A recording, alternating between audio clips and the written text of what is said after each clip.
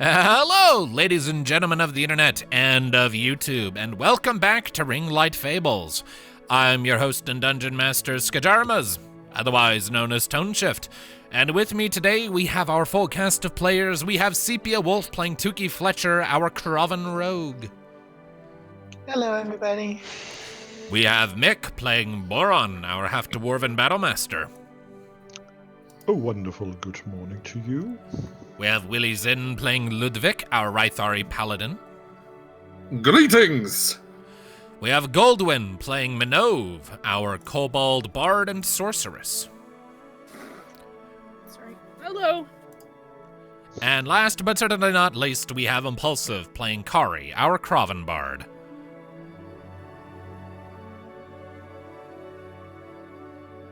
Oh no.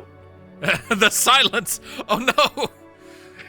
My guy, say something. He hath cast mute upon himself. He was here a second ago! Oh my god. We misplaced him. Alright, where do we put him last? I don't Very fucking... possible that somebody walked in and he had to mute. Yeah, it's possible. Dare I say, even likely. But I digress. Before we get folded into the machinations of this session, just a quick note. Apparently, fucking everyone is sick today, except me. But apparently everyone else is sick, but they still wanted to play, so here we are. But, like, everyone's got the sniffles, everyone's got a cough, so that's interesting. But y'all were adamant, so here we be. The commute. This is just Canu and Tuki hanging out in the snow. we had a party, Skij. You just weren't invited to like the really fun party of us like swapping germs and getting super sick. And y'all wonder why I'm so uncultured. No one ever invites me to anything. Yeah, well, I just realized how depressing that sounds. Anyway. It got lost in the mail, okay? You mean you lost it in the mail? Never mind the fact No, that it the whole globe lost separates us. It lost itself in the mail. I had nothing to do with it. It was a Canadian post strike. Natural 20 on its stealth check. And I only have perception for things in my writing. Nothing else. Never anything else. I can pick apart things I write all day long. You put me in front of anything else, my odds of catching any details are slim to none on a first pass. I've noticed. God, it's a miracle I made it to room 46. Anyway, so,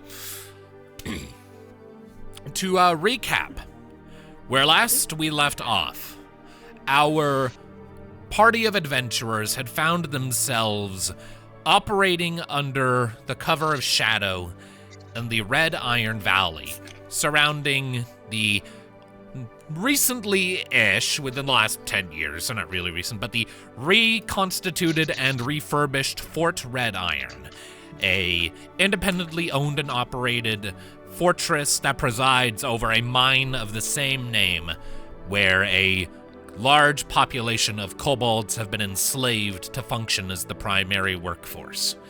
Among these kobolds is confirmed at this point Minnove's mother, Najira Ringdancer, who disappeared from her life many years ago, now known to be a result of abduction when Minnove was still just a child. In the hopes of liberating the enslaved kobolds and reuniting Minnove with her mother, the party took several scouting missions to gain what information they possibly could, and came away with some pretty useful information. They determined that the fort doesn't have its own internal pantry, but rather an external cookhouse, where large supplies of food are stored and prepared, and an opportunistic Tuki took the opportunity to poison the Jade Halberds' water supply. The Jade Halberds, of course, being the mercenary company that have been hired to maintain this operation and ensure none of the kobolds attempt a meaningful escape. From there, the party also were able to determine the approximate population of armed soldiers they would have to expect within the confines of this fort, a maximum of 16, presuming, of course, that floor of barracks was the only one of its kind. And on top of that, they were able to learn a few more details about when the guards changed rotation and how they work when Tuki climbed down into the pit mine itself, managing to avoid detection and speak with the kobolds of the mine directly, namely Najira, who has been serving as the mystic of sorts for this forced-together horde of miners. The party learned that the guards change shift every so often, but of greater significance, they tend to take their meals communally in one place, and furthermore, that the leverage that the Jade Halberds hold to keep the kobolds in compliance are housed and imprisoned in the basement of the Red Iron Keep itself.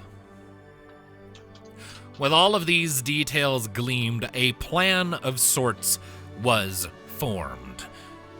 With the water supply poisoned, whatever meal the Halberds are likely to enjoy next will be laced with that sleeping draft that Ludviek earlier siphoned. This sleeping draft, with any luck, will weaken and disorient the Halberds, and when they realize that their food is causing them to be poisoned, they're likely to want to speak with the cook who exists in the external cookhouse. This will provide a very brief window of opportunity where the front door opens, that the party can capitalize on to gain admittance into the fort proper and begin an impromptu ambush. Such is the groundworks of the plan that the party has put together as they made their way back to camp to rest up and prepare for the events to come. So, with all of that in mind, ladies and gentlemen, as the party returns to their campsite, mercifully undetected, as we kind of capped off on last time, we are going to go ahead and return to the game. So, at this point, it is very much deep into the night. We did leave Kari back with camp because Impulsive left us prematurely last time to mind the camp while everyone else was doing their scouting run. But the party has returned to camp at this point, so if there is anything you all wish to do before turning in for the night, now is the time to do so. What little of the night that is left is yours. Take it away, people. And is Impulsive back yet? And why is Willyzin muted? I think it's 'cause he's Yeah, hello. Yeah, I am. Okay. You disappeared on us for a while. Coughing. Better. Ah, There we go. sick. Sick, bro. Sick, dude. Me too.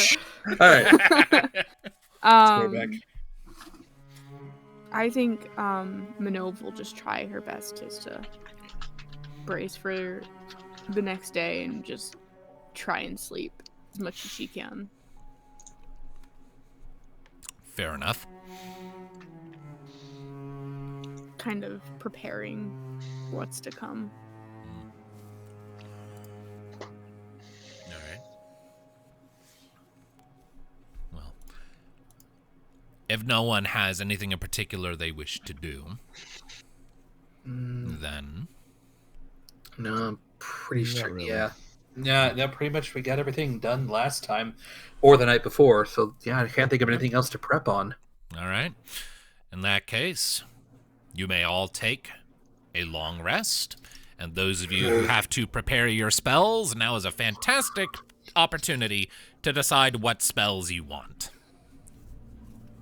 That's only one. That is only one of us. I am talking to specifically one of you. Is that me? No, that's that's Will. It's Will. It's Oh, Paladin. it's Will. Yeah, I was like, is that me? Because I have sorcerer, but also I didn't. No. I don't know. I'm sick. That is the lion. The lion must prepare his spells. Yeah, I'm Yes, pretty the sure. kitty Clerics, must do his morning druids, routine. and paladins. Actually, while I'm doing that, here's what I'm thinking, guys. I'm thinking bless, command, and cure wounds for first level, and aid and prayer of healing for level 2. Aid because that'll be an emergency. Oh, you three over there need to get healed, and prayer of healing would be in between combat of just because it's probably the best way to heal en masse outside of combat. And as an Oath of Ancients, you automatically have Moonbeam or whatever the fuck we're calling it automatically prepared, right? And Misty Step, yeah. Okay. And I also have Ensnaring Strike and Speak with Animals on first level. So Gotcha. Ring beam. I will give you two, Boron and Ludviek, their rope back. All right. All right. So, all right, I got rope. So, with all that in mind, a new day begins, and it is a distressingly gray one. There's no longer the heavy snowfall that was coming down over the previous few nights at this higher elevation. That blizzard has seemingly passed. In its place, there is just a bizarre, heavy, hanging fog that, to the particularly sensitive eyes in the group, namely Minnove and Ludviek's, almost seems to sparkle with little crystals of ice in your vision, lending this almost ethereal static to the air around you as you waken from your slumber and start getting ready for the events to come. The rest of you don't necessarily spot that effect, but it's all the same. Gray, gloomy, the haze is thick. You can't see terribly far in any given direction. Oh, that sounds perfect. Indeed. Like, I didn't plan for that. That's just what the calendar says the weather is today, and it's in your favor. So, a lot of stars are aligning. I will remind the Kraven of the group, there is one matter that you don't have an exact timetable on, but is a potential concern, and that is the eventual return of the patrol that you dodged previously. You all estimate, based on how long it took you to get here, that depending on when they leave, they will probably be getting back to Fort Rediron probably no later than noon. So you do have that sort of coming up on you as a bit of a time pressure, so. All right. So I will just put that out there as a reminder for the Kraven who have the perfect memory gimmick. Gimmick.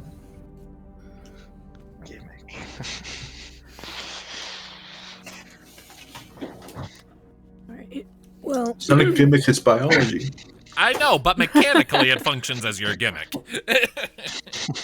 It functions as a DM. What do I remember? without having to roll history. It becomes a problem if I can't remember. This is All where right. excessive notes happen. All right. I think at the first crack of dawn, Minnove will be getting ready, preparing, and starting to try and hopefully beat everybody wanting to try and wake everyone up before the Jade Halberds wake up, or at least try to get there before they have breakfast. All right. So, easy enough. You spend a little bit of time once you're up, sort of thick with nerves and energy, to sort of go around camp and I guess just start nudging people up. It's like, hey, wake up, stupid, get dressed. That kind of thing. Yeah. For Boron, Minnove will cast Prestidigitation. And Actually, Boron is like really awake. okay.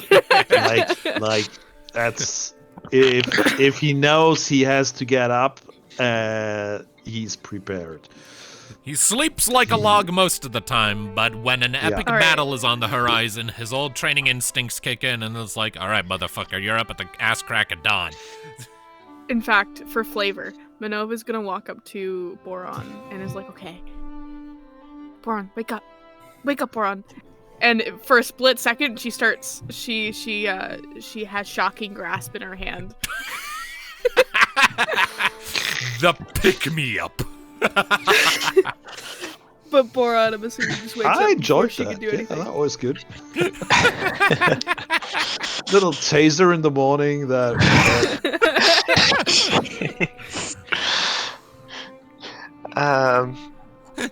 So, here's what I was thinking. We wait for breakfast to be served, and then we use the cover of this fog to just go hang out by the door, so we can grab whoever comes out first. The door will be open, and then we can go in. Sounds good to me. You could wait until they have served breakfast, go inside, neutralize the cook, and then we could lie in wait for them. Well, one of us could be looking out the window. Well, Ludviek, I believe that's what she said. It is morning and I have not quite woken up. I mean, I didn't talk about taking out the cook, but he didn't look as well equipped as the rest of them. Then we just tie him up and put him in cellar. He will be fine. All right. So we want to take prisoners and not kill them outright. It may become untenable, but if possible, there is plenty of place to lock them up.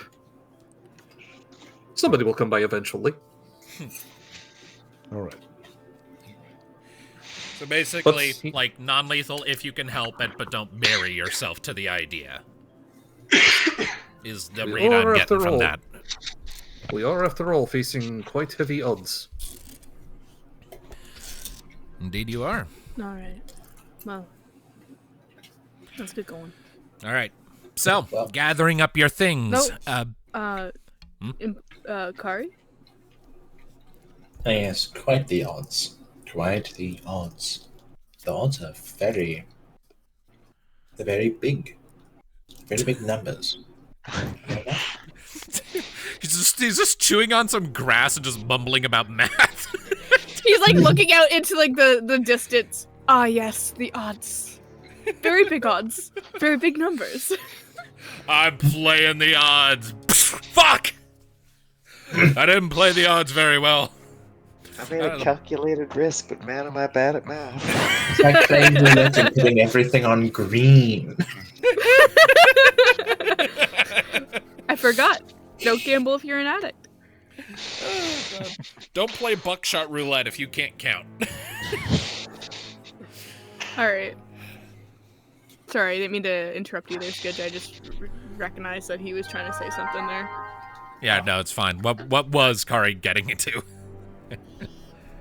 No, that exactly what we just joked about. Okay, he's That's what I was just saying. mumbling about numbers. Okay.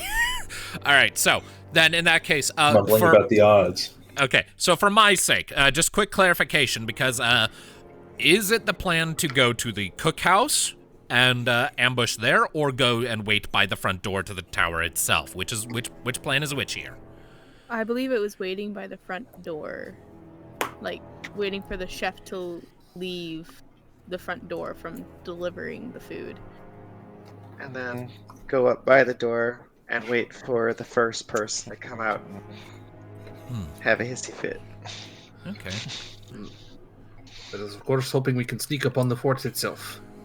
It'll be risky. Yeah, fog. Indeed. Just take your time, don't rush. Yeah.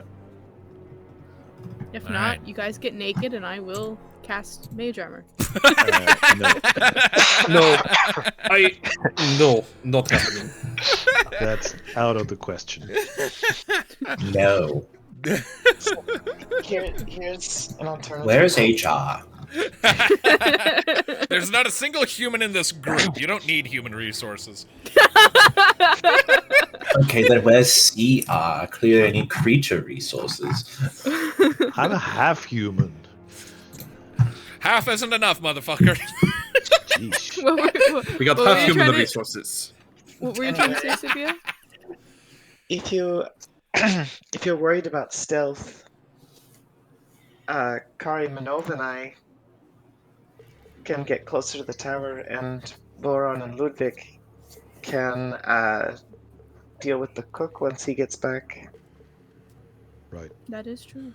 That would be a good idea. We take care of Cook, then come to join you. Exactly. All right. All right. Out of character question. Yes. So, why does the cook matter here?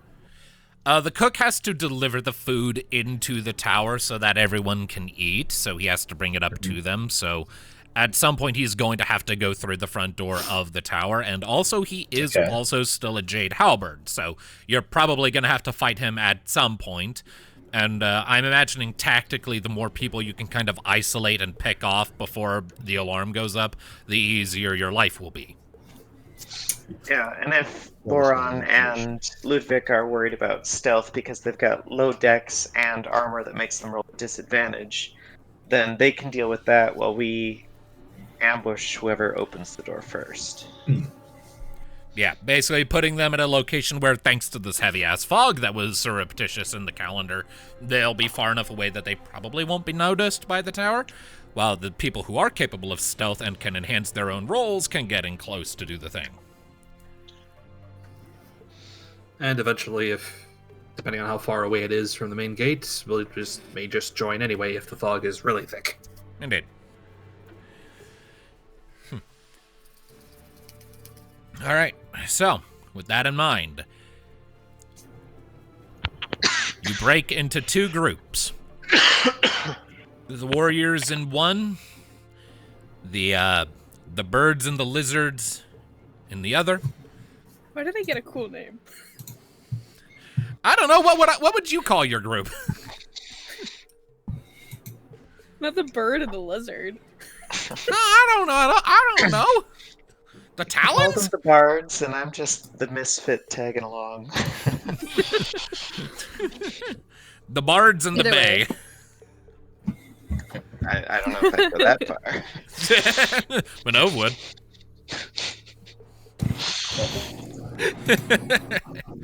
All right.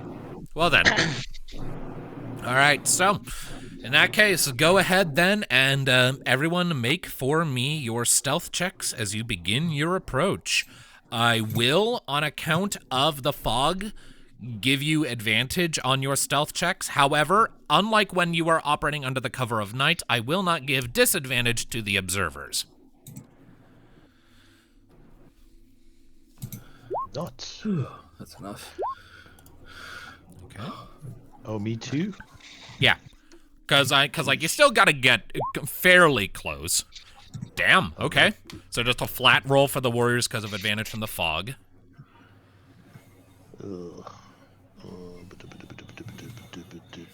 For once, my natural instincts are kicking in. You have learned your lessons from the previous night. Ah. I did not. As usual. All right, we'll get to that. Boron new tricks. We'll get to that in a minute, but The duality of man. right? Net ones do happen. Yeah. Very impulsive. And my second yeah. roll was just as bad as Ludwig's second roll. It's funny. It's like the exact same roll, just the opposite. Both sevens. One's a 20, one's a 1. Ooh. Oh, my thing didn't go through. Hang on. Oh, good. Let me show that again. Teen. Okay. Can I put guidance onto that? You may. I'm gonna put guidance onto that for you.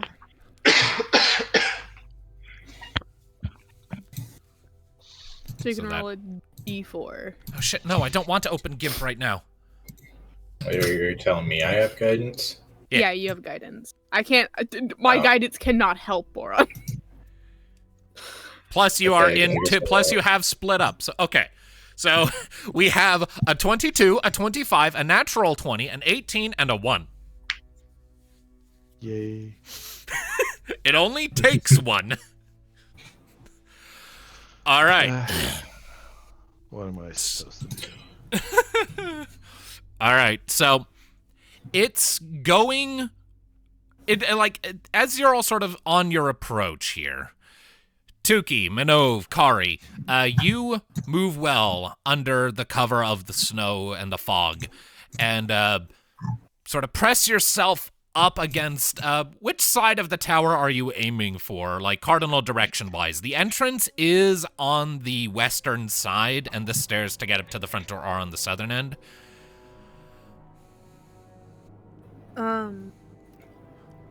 I believe just like beside like the stairs, but not like kind of hidden along the side of the stairs, right where the choke thing is, I'm assuming. Okay. I think I have an idea what that means, so I'll put y'all there. What's the... Do you have a marching order, so to speak? Say, I can Well, head the way. All right, Tuki in front. I'm gonna put Minnove in the middle. All right. And for us, it's definitely Ludviek first. Yeah. All right. So, with that in mind, give me just a moment here, because I'm having to do stuff between, like, two completely different maps right now. These are two very different maps, but it's fine. It's all okay. So, as you are sort of making your various approaches, unfortunately, Boron, you're very much not the stealthiest sort.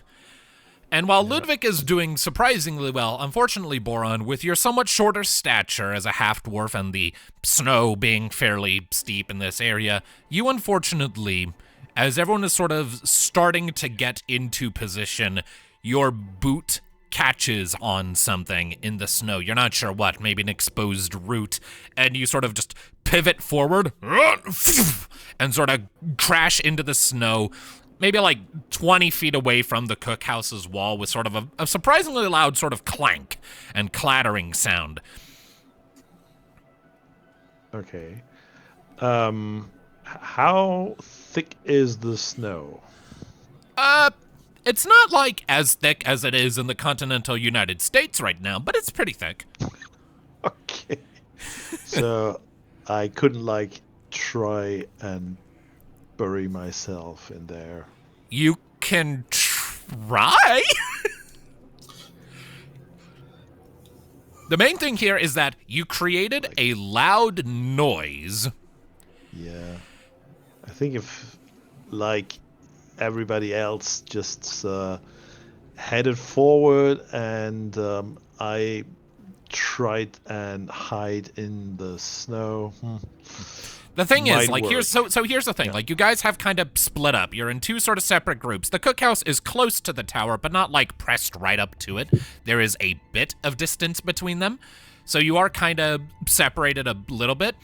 The noise you just made with your fall does not reach the tower. You're far enough away that it probably just sounds like an animal running through the snow. You are, however, closer to the cookhouse, which at the moment has at least one person in it.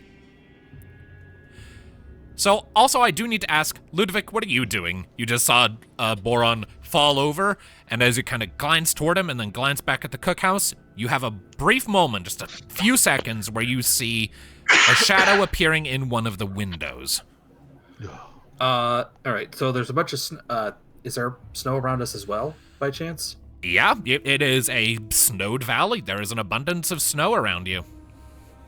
I see. Oh, damn it.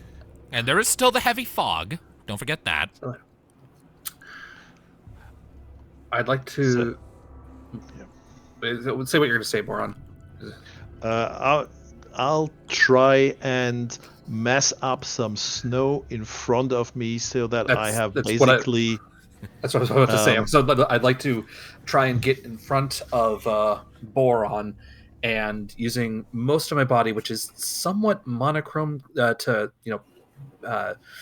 green and silver. Basically, I'd like to block him. Like, I'd like to become a rock. I'd like to do that thing, Frodo did with as much of a cloak as possible to see if I could somewhat and put some snow on top, make it look like we're not completely. So you're trying to bury yourselves in snow. Yes, as quickly as possible, which... Okay. This is an interesting strategy. Do you have a magic elven cloak that could look like a boulder? Okay, well, the other... You're right. You're also like a bright red lion. True. You know what? Boron might be able to get away with that. I don't know what you're doing, Ludviek. I don't even have a cloak. I don't even have a cloak, so I don't even know what the fuck I was thinking. All right, scratch that entirely. I would just like to try... Is there any... Are we completely exposed right now, or is there any rocks or trees nearby by chance? Anything that might be used for cover? Could I theoretically grab him and pull him behind something? You could. I'll say that there is a moderately sized tree nearby, not massive necessarily. You only have a few seconds, so I don't know if you'd have time to pick him up and haul him over, especially given he's wearing like heavy ass armor, and so are you. And as tough as you are, you're not going to make that lug in just a few seconds.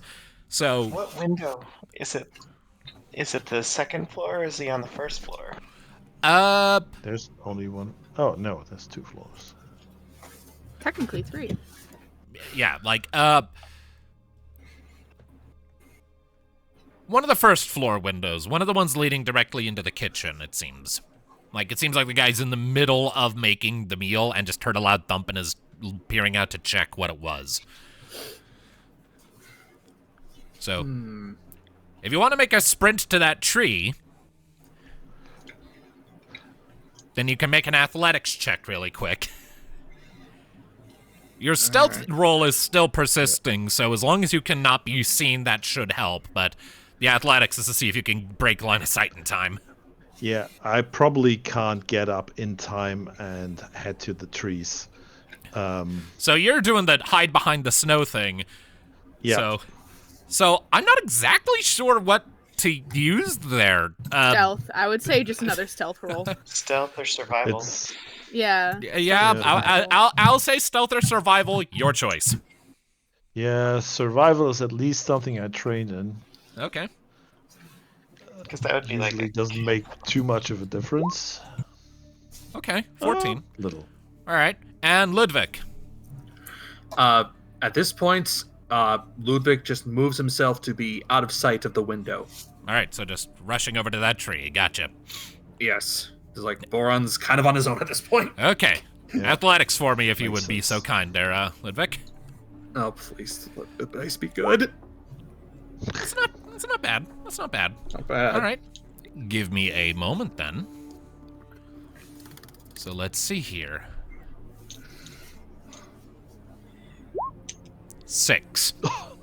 Oh, thank God. So, in this split second, like sort of like in a flurry of panic, Ludviek, you bolt. You just run over to a nearby tree and like stand ramrod straight sideways next to it in the hopes that you're just kind of like cartoon hiding from existence for a minute. And Boron, realizing what has happened and sort of looking up and just kind of through the fog, your one eye spots this shadow in the window and hear the thunk of a latch turning, and you're like, oh fuck, you quick like scoop your arms heavily forward, like you're almost like you're trying to make a snowman and just like do that SpongeBob meme where it's just with snow over your head. You hear this wait, no, I said these windows couldn't be opened. Okay, hold on a second. So, there's a second that passes, and then you hear... Anyone out there? A few seconds pass. I need a different attachment. I'm starting to get bloody insane. You managed to avoid consequences for your natural one. Congratulations. Narrowly saved it. Yeah. That would have not been a good start. Yeah, you kind of need that guy. All right.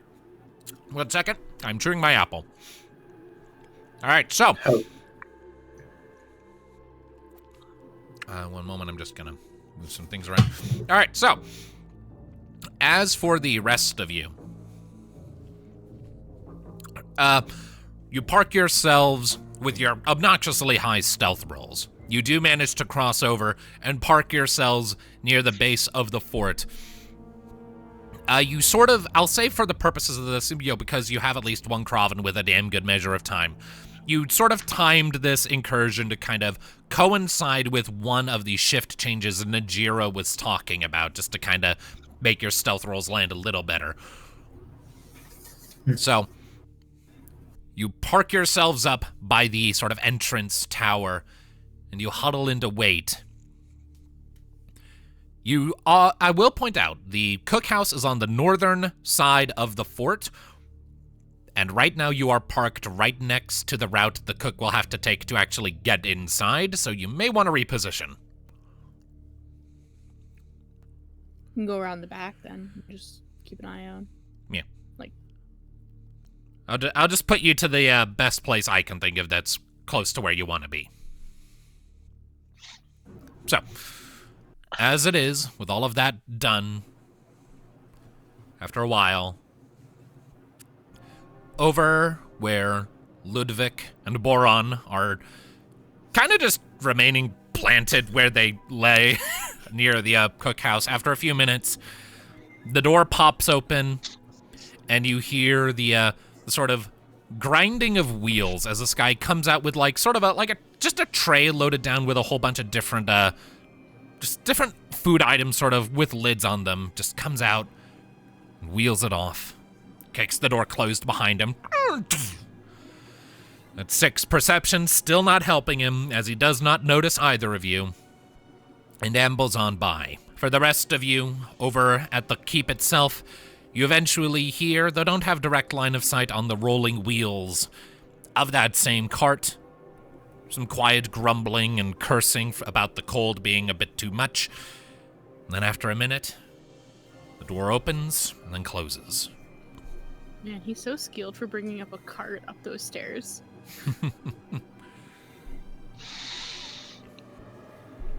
Several minutes kind of pass before the door pops open again. Oh, actually, as soon as he enters that thing, Ludviek would come out then and try to rouse Boron and say, "Let us get inside now. Well, he's not looking." Yeah. All right. So we would amble in and try and. I would like to, as he's getting up there, obviously there's snow on the ground, try and hide his tracks as he's going. Let's try to not make it obvious that another group was here recently, if possible. So you're trying to get into the cookhouse to lie and wait for ambush while also dusting off your prints so no one realizes you were there? I'd say probably, yeah. The best thing to do probably would to find somewhere along his footpath of where he went to the fort itself, find like a halfway point, and then just follow his tracks back in there. I don't think you really need to do that. You were like pretty close by. You could just walk up to one side of it and just follow the wall. Okay, basically. And then we're just going to wait by the door. He opens the door. He's getting dragged in. Okay. Sounds good. So I'll just park you two in unoccupied spaces, basically just on either side of the counter immediately in front of the door. All right. Perfect. So, with all that in mind then, footfalls doing their thing, back with the stealthier group. You again, as I said, you hear the door pop open and closed as the cook leaves the tower. And then the grinding of the wheels as he takes the cart back. And then, for the warriors, I believe we need to change maps here.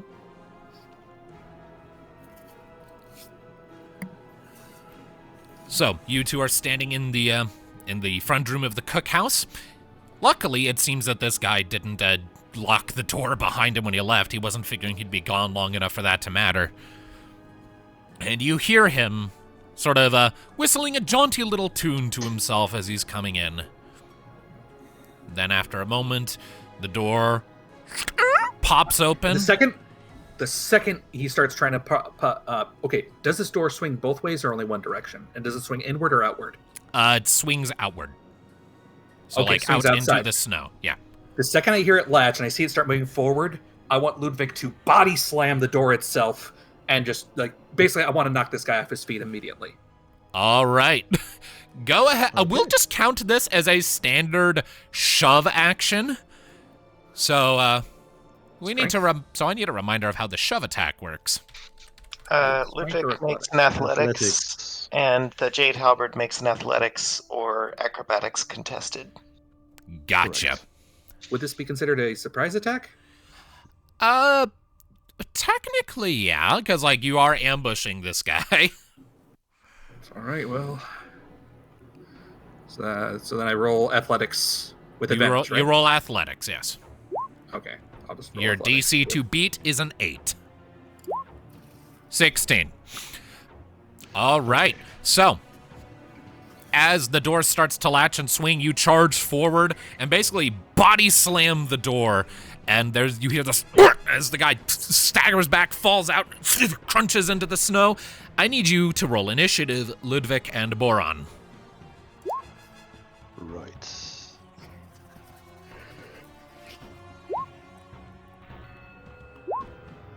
Ooh, Boron. There's that 20. There it is. Yeah, you're in your element now. All right. The guy is on the ground and very thoroughly not active at the moment. I'm going to go ahead and delete the environment, turn on the turn order. The environment doesn't have any cool things it can do in this particular fight. All right, it is... The oven will burn the soup. All right, so, Boron, it is your turn. Okay, I'm gonna grab him and shove him in. All right. That is if that's a little possible. interesting to pull off. Yeah. I mean, he's prone. You can try hog tying him or gagging. Yeah, like I want to pull on his leg basically, since he's fallen to his back, I suppose. Yeah. When Ludviek slammed him. Ludviek is kind of in your way, though. Okay. Yeah, that's a problem. Yeah, I mean, is it possible we could Okay. just could we just trade turn order briefly for this turn? I could just I'll probably delay my action to go off after Ludviek. If I see a good opportunity for me to grapple him, I will grapple him. Okay. Okay. You're holding an option to grab him and hold him. All right. So you're holding your action. Do you want to move at all? I will say this spot right here is occupiable, but I would count it as difficult terrain because there is a box right there that makes it kind of awkward. Yeah, I'll do that. All right. So you're standing on some uneven terrain, but otherwise you're fine. Ludviek, you're up. I'd like to grab him by his feet and pull him inside the building. All right. He's already down, so I guess just make a strength check opposed by his. And he'll be prone. All right, well, here goes strength. Let's see. We should do strength or athletics. Would this be a pure strength? It's athletics. This would technically count as a grapple, wouldn't it? Because you grab it, or... Yeah. Yeah. Which is, And that's grapple is an athletics check anyway. Oh, All right. okay. All right, then. All right. Luck don't fail me now. Damn. Luck all don't right. fail me now. Okay. Shit, okay. Let's see how he does. He rolls in athletics as well, right? Yeah, but he's Or prone. acrobatics. Or acrobatics. 6. Nope. So after rudely basically shield bashing this dumbass in the face with his own front door, you reach down, grab a hold of his ankles, and just drag him back into his kitchen like, what the fuck? So I'm just gonna move you up one as you park him right there. Okay. And that would use my only action, I think. Yeah, that's basically all I can do. Indeed. And, So, Okay. but Boron has plenty of rope. And Indeed. we have cloth. I'd say gag him first. oh yeah, that held action would go off now, wouldn't it? Correct. Yeah. Okay. So this guy's being grappled by 2 different people. Does that even work? Yeah. Yeah. Yeah. That definitely works. Because I'm grabbing his legs. Fair. Okay. Let me remind myself what grapple does. Speed becomes 0. Can't benefit from any bonus to speed. Condition ends if grappler is incapacitated. Condition also ends if an effect removes the grappled creature from the reach of the grappler or grappling effect. Okay. All right. Okay, I'm gonna try and cover his mouth, basically. You want to live? Then shut the fuck up. Make an intimidation check. Okay, that's gonna be terrible. Since it's charisma based. You can use your strength. Oh, okay. That. I'm one of would those guys who can be a better. little flexible with some skills. Okay. In that case, I would just, for the ease of it, roll athletics since that's strength based. All right. So it'll be the same basic bonus. All right. So a 21. All right.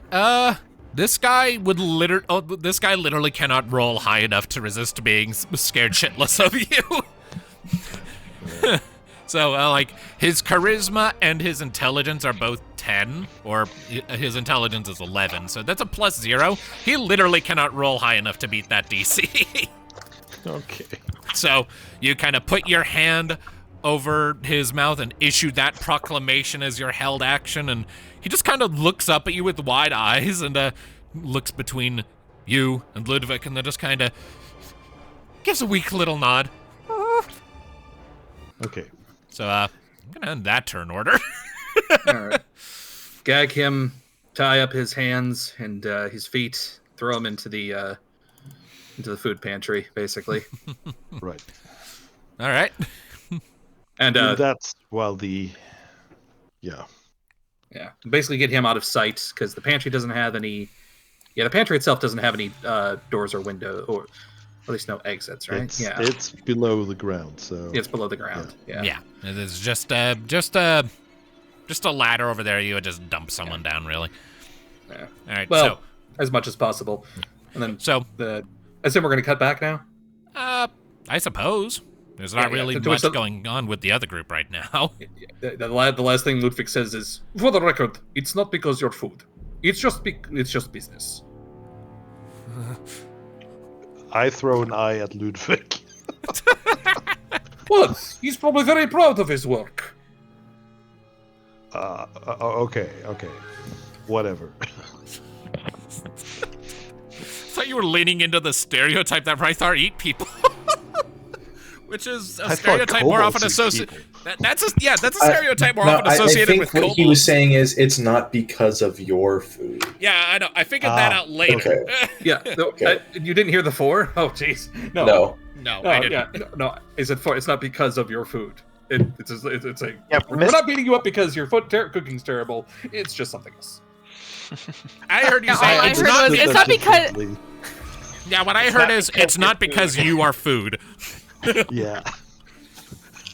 Whoa. Okay. All right. It's a terrible day. I do not eat So, people.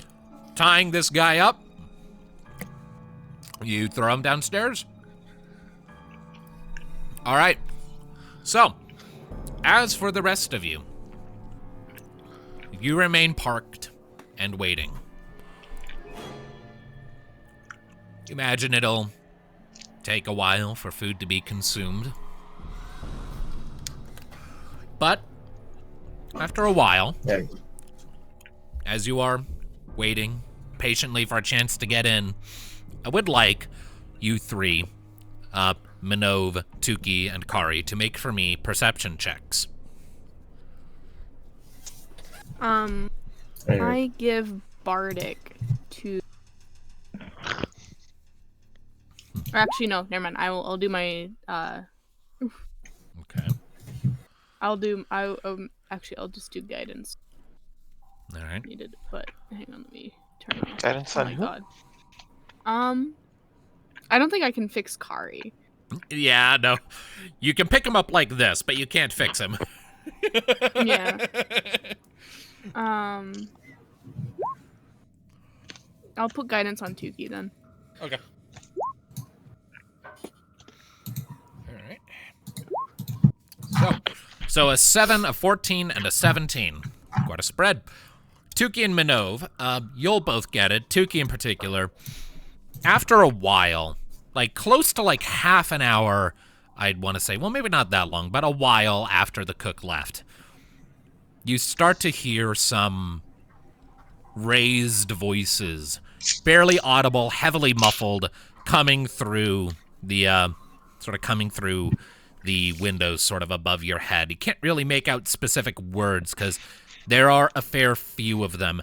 But Tuki, with your 17, I'll say you at least pick out one voice, sort of a masculine voice. It's not Terlock. It's someone who sounds decidedly younger and less experienced.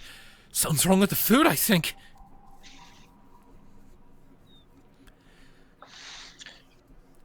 The sort of shouting continues for a minute before the voice you do recognize as Terlock's bellows.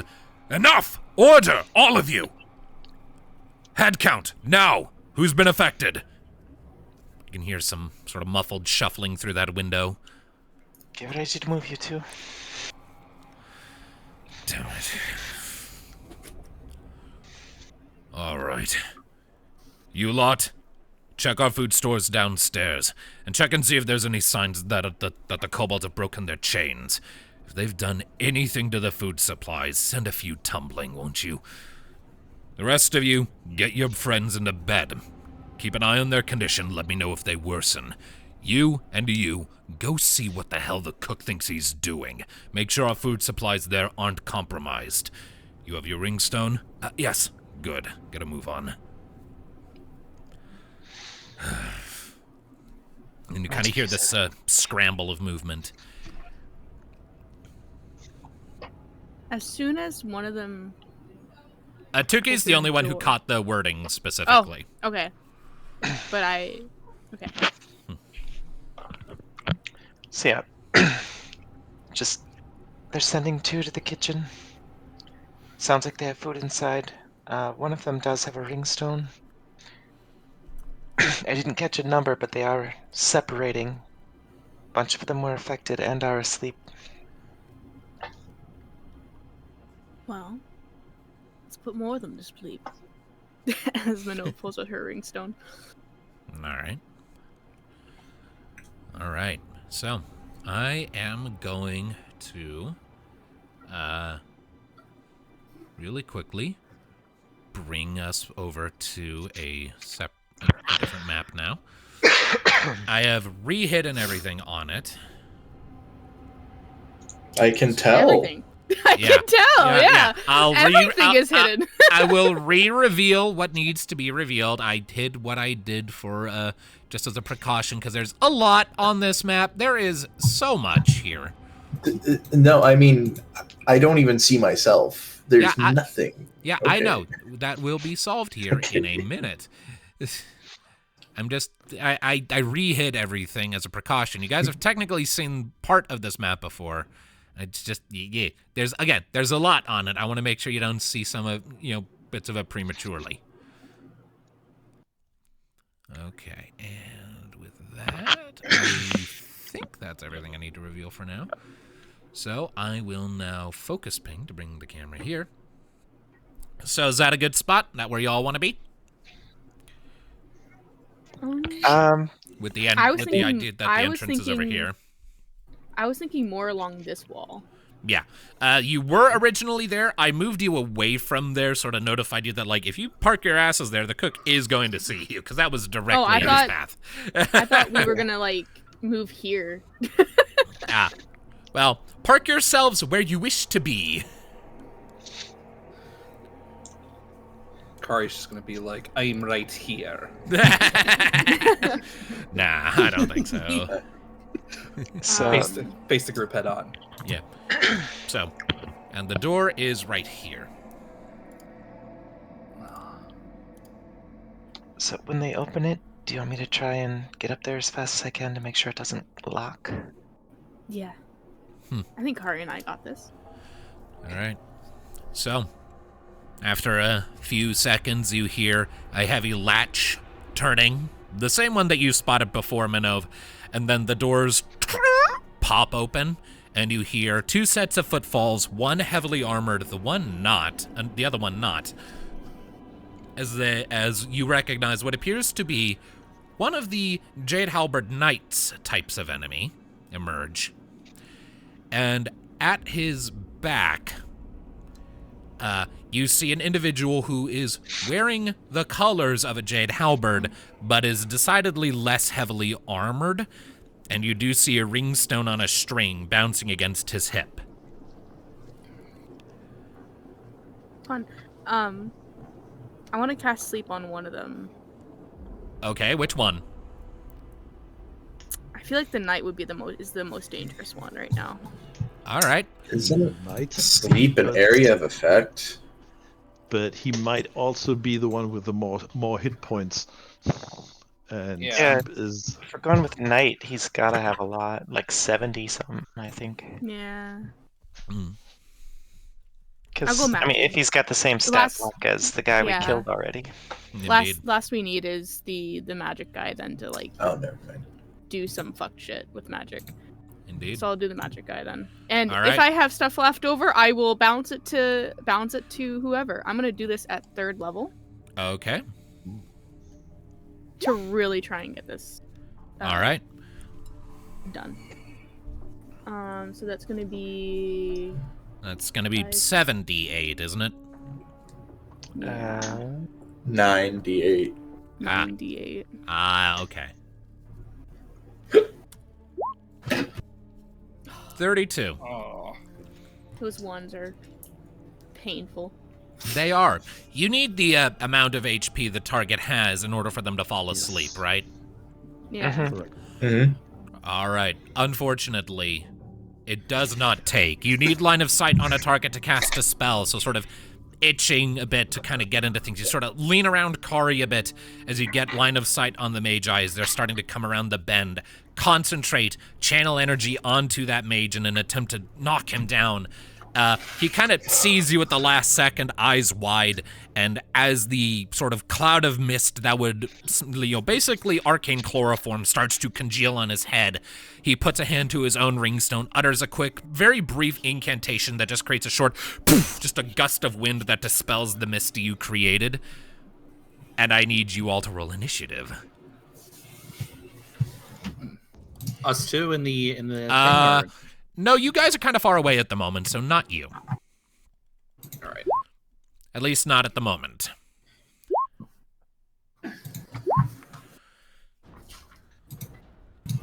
Alrighty, I'm gonna delete the chef. We'll keep Boron and Ludviek's initiatives for the moment, but they're not on this map, so I was don't about to say, need they're, them they're for the not moment. on the thing.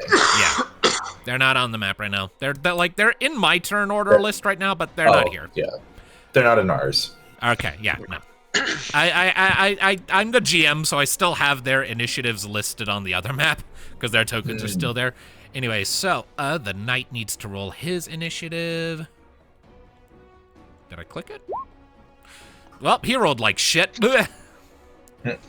All right, and this guy rolled a natural 20. Sheesh. All right, so the mage is going to go first. Huh, that one didn't show up. Which one didn't? The 20. Yeah, the 20 didn't. Oh, it just auto rolled Either to way. GM for some reason. It didn't appear to you guys for some reason. It just decided to only right. roll to. Well, eight. it popped up on the thing, so. Well, It doesn't count. I'm joking. Yeah, it's in the turn order. It just didn't Yeah. show us. okay, whatever. I have adjusted that. All right, so he is going to see at least one Kraven and a kobold sort of in front of him, and the kobold just tried to cast a spell. So let me just go ahead and go over his spell list really quick. That's okay. So what he is going to do, I think, he has a fairly surprising number of spells available.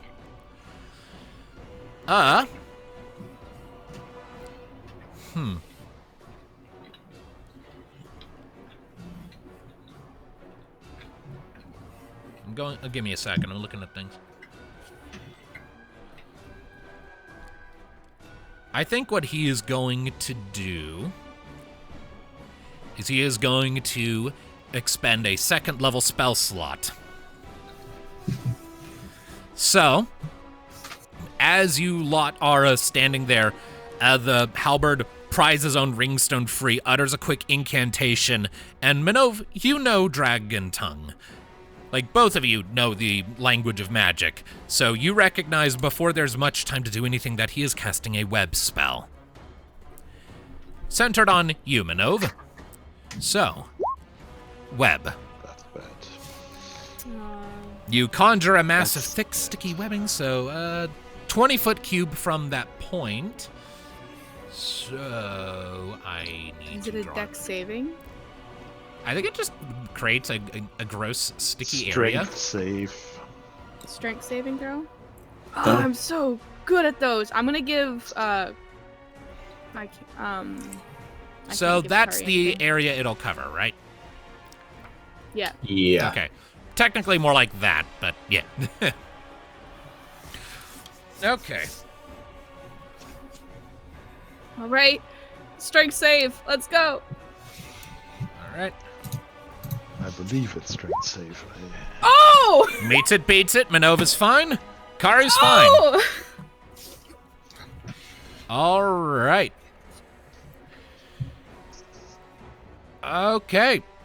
Interesting. So, you feel like the snow around you starts to link together, sort of partially melt and then solidify as they start to secrete some kind of weird sticky mucus. But the two of you sort of scramble your feet a bit and manage to not get caught up in that. So, I think at least. Think I'm reading this wrongly. It says you need to make a dexterity saving throw. Correct. And you need to make a strength saving throw if you're stuck. Okay. No, just the strength check, not saving throw. Oh. That's even worse. And that's at the start of your turn. Your turns haven't started yet. So. Yeah, but this is. I guess it's we rolled the wrong things. Yeah, it's a little complicated. For the first time, you need to make a anyway, dex. so you're still dex roll saving free. throw. Yeah. Yeah. Yeah. So we'll just say for purposes, whatever saving throw this thing calls for, you both succeed your first one at the very least. So To get out of it, ideally. yeah, so having cast that, the Magi curses, shit, I'll go on the others, and is going to use his movement to pivot and run back inside. Fuck. All right. So that brings us to, technically it should be Minnove. Yes, Minnove, it is your go. You have to make a dexterity saving throw. We just did that, technically. I'm counting If you start your turn in the web, you Yeah. have to do it again. Yeah, and you guys already did those. Okay, fair enough. Do your thing then. No, yeah. No, it's if your turn starts I and should you're have in just the read web. the whole thing before I cast the spell, but I Yeah. didn't want to make you guys wait. All right, you're good. So Minnove is gonna get out of that, Okay. and I'm gonna cast 1 or 2. 7. 24. What? God damn it! What are you It's doing? between hold person and heat metal, but I Ah. feel like hold person. I'm gonna do hold person. All right.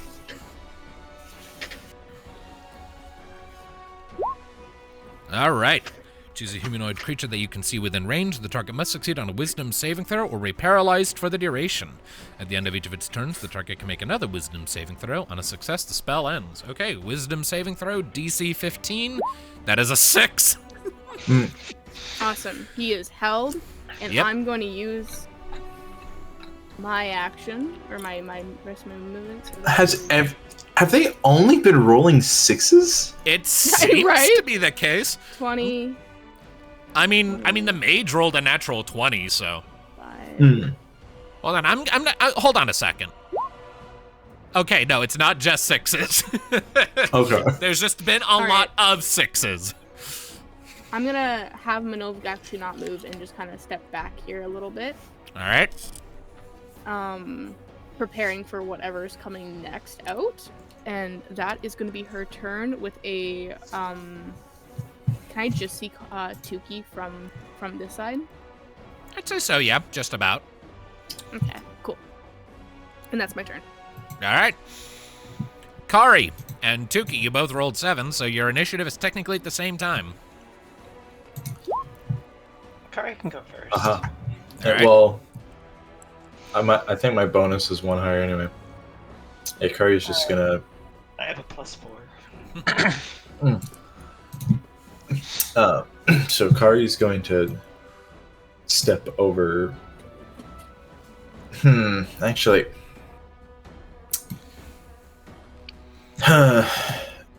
over here might actually be better. I'm just gonna go, God damn it, Minnove.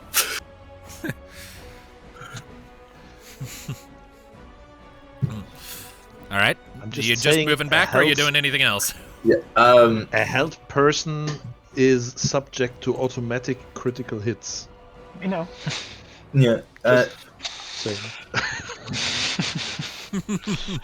It's We're dealing with the web too, though.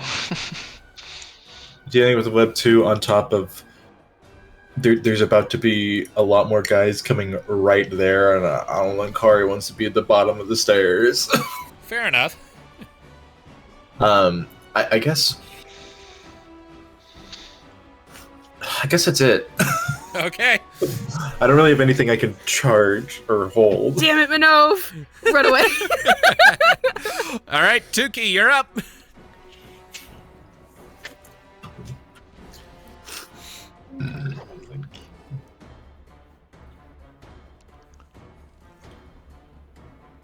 Okay. I'd have to do them one at a time. Okay. Yeah, they're difficult terrain. How high is the roof on the building, on the watch house? It's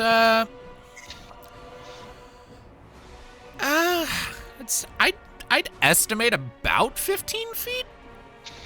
Cool. I will use second story work to parkour up 15 feet. Move another 15 feet across. Bonus action dash to plunging attack this guy from a drop. Okay. Cool. All right, just fucking Minnove doing some Assassin's Creed shit. Yeah. All right, so the guy's held, so paralyzed. Let me remind myself of So it's paralyzed. an automatic hit, automatic crit. It says in this thing, attack rolls against the creature have advantage. Which means I get an auto crit sneak attack. Oh. Damn. Okay. Do your thing, then. If I beat his AC. Indeed.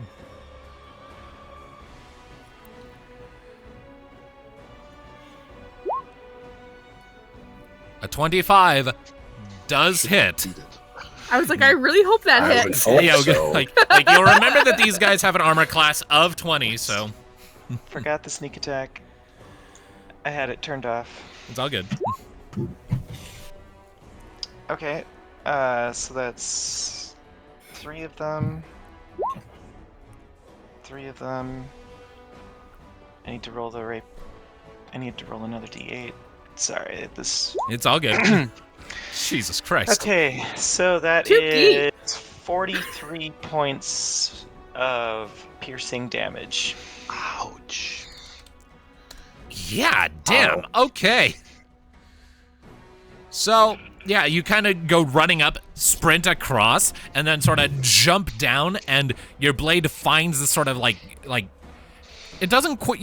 You were hoping to like find a gap in his armor where like his neck met his body, and like you don't find a gap quite like that, but you do find a gap in the back of his armor, sort of just over his spine, and your rapier kind of slides down into that gap and tears this massive gouge through the flesh of his back. And like in this held state, sort of through the metal of his helmet, you just hear him screaming, just as you rip your rapier back out, and there's like just this like pressurized kind of geyser of red that kind of comes out over the back of his neck. Just kind of. That was over half of his hit points, but he is still up. Alright, so then I have 25 more feet, so... Indeed. Also, you now have line of sight on this door here, like this spot here, this room. Okay. And that door there is currently open. So from your angle, you'll have an angle to sort of just see in a little bit.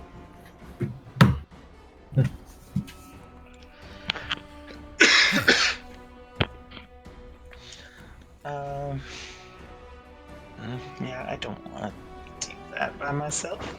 Not with this much HP.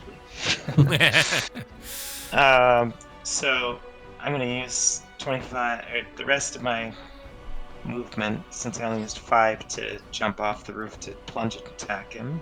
5, 10, 15. Use 20 of the remaining 25 to get there.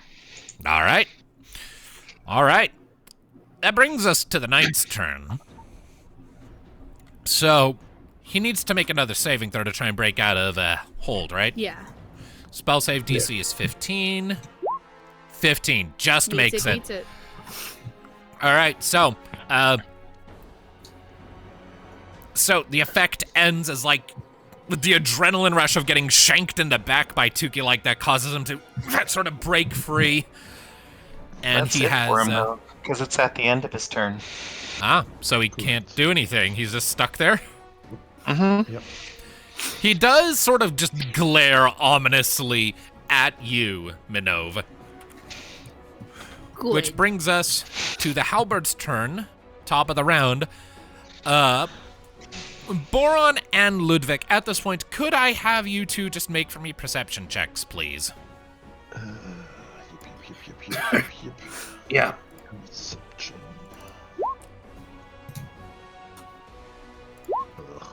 Ugh. All right.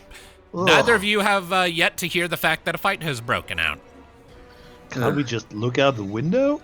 You are currently waiting for people to show up who are not showing up. Yeah. So, We were planning to repeat the same thing. yeah. Ah, shit. Yeah. Unfortunately, some wires got crossed. Ugh. Either way, so, Minnove, it is back to you.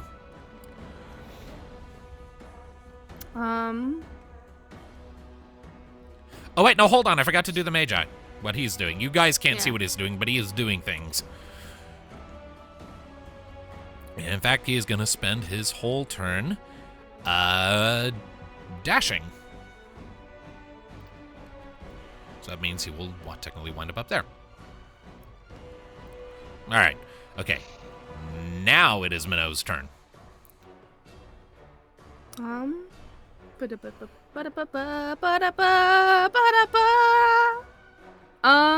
gonna run up to him, just full on, right in his face.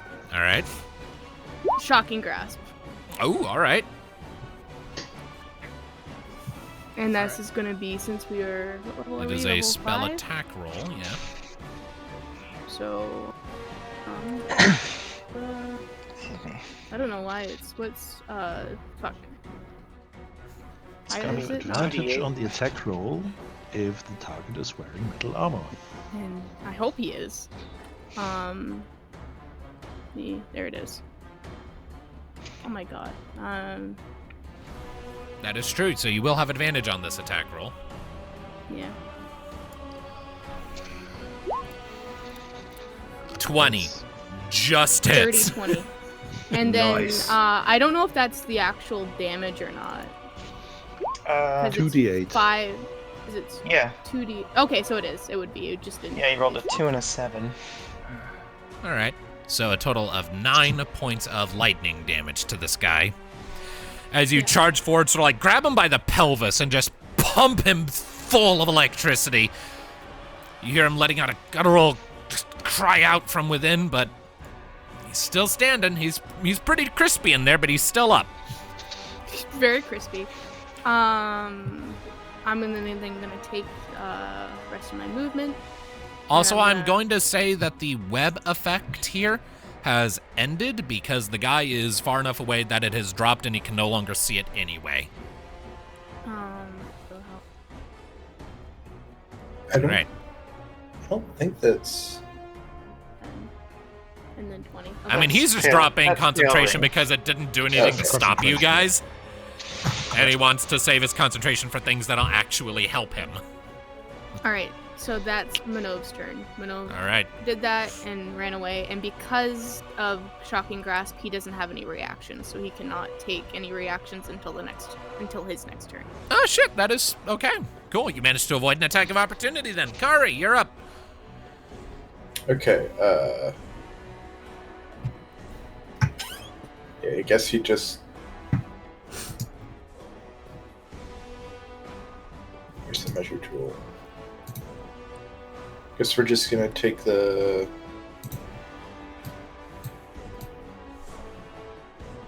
dash action, I guess, to join the rest of them. All right. Wee! Pachoo! All right. Tuki is to you.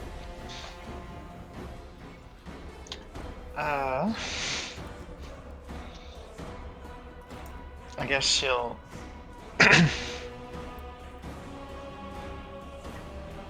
Somebody call for us. Kind of hard to do so right now.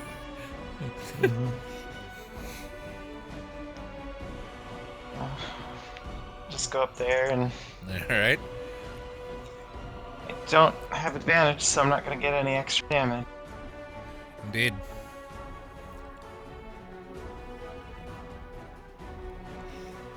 Roll, please. Oh, is it taking its sweet time to process the dice? No, it thinks that I want to change the name of the rapier again. Oh, no.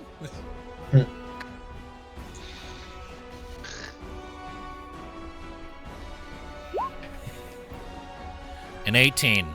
Unfortunately, not a hit. Jesus Christ, what's he wearing? Like full plate? armor. Full with plate, and he shield. has a shield. His armor class is 20. So as you come charging around and bring your rapier around, it just kind of scrapes off of his pauldron, and a part of you suddenly sort of realizes you might have made a mistake. Anything else you can do on your turn? Disengage and get the AFO. He doesn't. He You can't don't take any have to tell me how reactions. to- Yeah, you can't use reactions, so I'll Correct. the other 5 bonus action dash to see what's going on in here. All right. So you bonus action and you dash and you step into what is unmistakably to your eyes a large and what looks to be recently abandoned, like, great hall where people had been eating just a bit ago, but now no longer. If this thing will let me fucking show it to you. You can kind of see in the recesses of nearby walls doorways that you presume lead into the various towers. Over there, there, and there. And conspicuously, and rather fortuitously, I did not plan that, the door in the far right-hand side from where you are, or left-hand side rather, stands ajar, indicating to you that that is probably where your quarry has gone. Alright, let's see. 10, 20, 25, 30. Alright, so you're just advancing in? Yeah, I probably don't have the time for it this turn, but Tuki wants to look for the hatch to below for the kobolds. Alright, fair enough. Alright, so with that in mind, that brings us back to the knight. Who,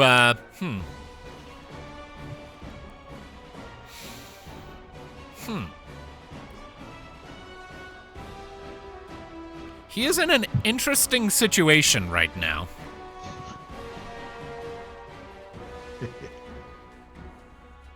You know he wants me.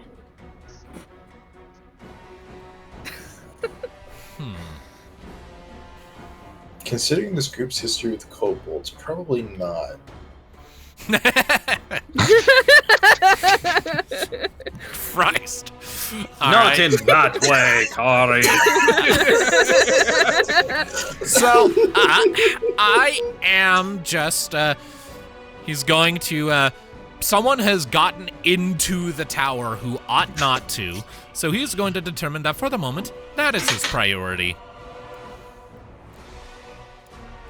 So, Tuki, you hear armored footsteps behind you, and you glance back, and you see that the knight currently stands in the doorway. He's not currently taking any dash actions. So, he is chasing you, but he is what he's actually going to do is, he knows how much it fucking hurts when you hit him, so he's actually going to take the dodge action and end his turn there. Okie doke. This brings us to the top of the turn order, and I once again need Boron and Ludviek to make for me their rolls. Perception once more. Here we go. Ooh. All right. So, Boron.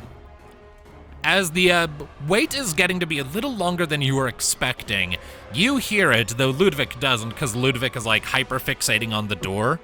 You hear, faintly, the sort of thunderous bzzzt that came from Minnove's shocking grasp a second ago. Oh fuck, I know that noise. You do! You fucking do! That's true! I know that buzz anywhere. She's got the bug zapper out. Oh no. All right. Yeah, I don't really know what the equivalent is for shit is hitting the fan, but it is. I yell to Ludviek, "Oh shit, they're at it. Let's run." All right. And I'm heading out the door, sprinting. All right. Let me see here. Is this working? It is not working for some reason. Will it work if I do this? No, for some reason you two still are not appearing on the turn order. This is bothersome. Okay. All right, so you guys do have some distance to run. I am going to be actively keeping track of you in a, let's see here, give me just a second here. I am adding you to the turn order. So it was Boron with a 20 and Ludviek with an 18, right? Yeah.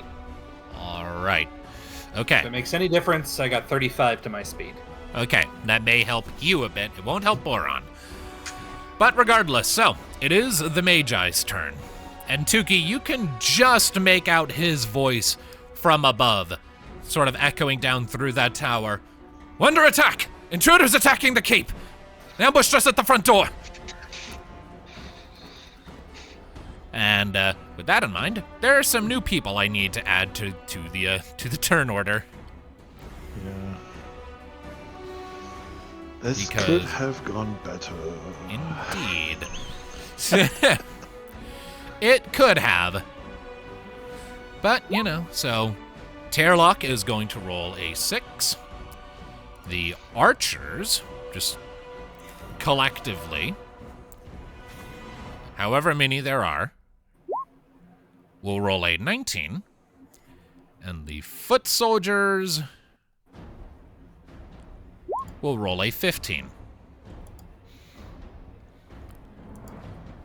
So we're still doing this thing where we're handling them in groups because otherwise we're going to be here all fucking day. So, with that in mind, it brings us over to Boron. So you have some distance you need to run. Yeah. Are there any I'm tricks you sprinting. have that can help you besides just sprinting? Just athletics. I do have action surge, but I don't think that's worth it right now. Okay, fair enough. So all right, so you will make some distance. Just full sprint, So, we now come to the various archers. Not all of them are currently active, actually. So I'm going to do some things. They're happening off camera, technically. Whoa. Because they're in a part of the map you guys don't see.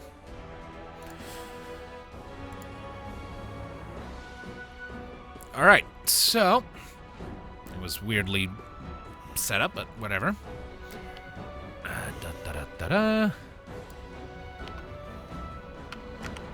Alright. And the rest are currently not active for reasons. Ludviek, it is to you. You also have some distance to cover. Alright, well, most I could basically do at this point is book it. Alright, so you have a full sprint, so you can cover 70 feet, yes? Yes. Alright, so because you left slightly behind Boron, you are currently shoulder to shoulder with him in this run. That brings us to the foot soldiers. So, let's see here. Huh. I currently don't have any active at the moment. Like, they're on the turn order, but they can't do anything at the moment because they're all poisoned. Yes. Alright. Like, there are technically more, but, like, they're off on patrol right now, so I can't do anything with them. Alright, Minnove, you're up. Minnove's gonna see him going in. Be like, fuck. Like, fuck, no, my wife. And she's gonna run in here, and I'm gonna do magic missile. All right. On Could you him. speak just a little closer to your microphone, please? Oh, sorry. I didn't want to hear you guys. You hear me go all day, so It's all good. Like if you're sniffling a bunch, lean back. But if you're just talking a little closer, just so you're easier. yeah. I'm gonna do magic missile. I'm gonna do that at. No, I want to do that at 2nd level. All right. So let me just go over here. Would you be willing to get into base contact with him? I don't know what the fuck that was. Hang on. I don't know if that. Yeah, that's weird. You rolled 1. Yeah. It But only I rolled can't one roll missile. 2. Yeah, I don't know why it only rolled 1. Okay, let me try that again. So I'm rolling it at 2nd level. Yep. So that means it has 3, right? No, 4, right? Yeah. 44 plus 4. Yep. Yeah. 4d4 plus 4. 44 plus 4. 4s across the board. All right. Not bad. Not bad. 12. Yeah, it's not bad at all. So, as you sort of come charging up into this little gate room, you lift up your ringstone, utter an incantation, and several just condensed balls of Luma form in the air around you before shooting forward, peeling the air as they go, pummeled against this guy in the back, causing him to sort of stagger a step. Sort of glares back at you over his shoulder. He's looking pretty fucked up, but he's still up. Minnove's gonna end her turn there, but before she does, she's like, "We're not done yet, dude. All right. You still have to deal with me." All right. Kari, it is your go. Oh, goodness. So.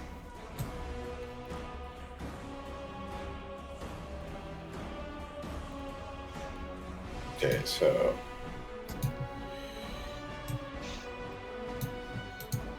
We're gonna run there, and we're gonna vicious mockery him. Okay. That is going to necessitate a wisdom save from him. And he's going to say something very sharp and witty. But you aren't. Yeah.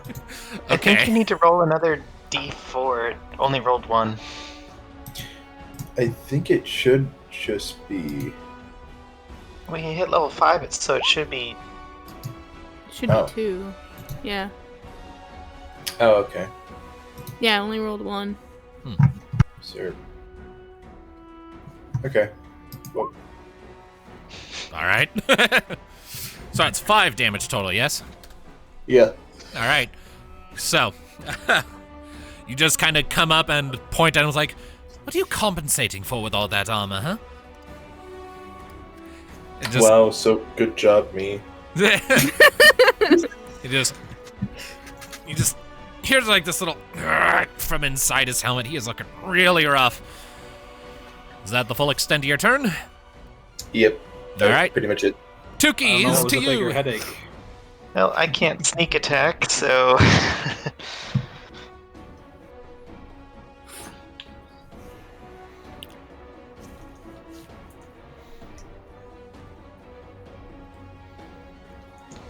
Get here. Oh, okay. So you come charging over to that door, and as you peer into it, you are given a sight of what appears to be a tower stairway, and there is currently a Jade Halberd marching down it with a bow and arrow in hand, who comes to a stop when he sees you as you sort of enter the doorway. What the fuck? Hello. Okay. Bonus action dash and stab him. Okay. All right. Right. Okay. Give me an attack roll. The plus Tuki, hello. Hello. Hello. 11. 11 does not hit. You come charging in, and like in this moment of his confusion, you thrust your rapier forward, and you do sort of hit him, but like he does have some armor that sort of absorbs the worst of the thrust as he kind of tucks his belly in, like.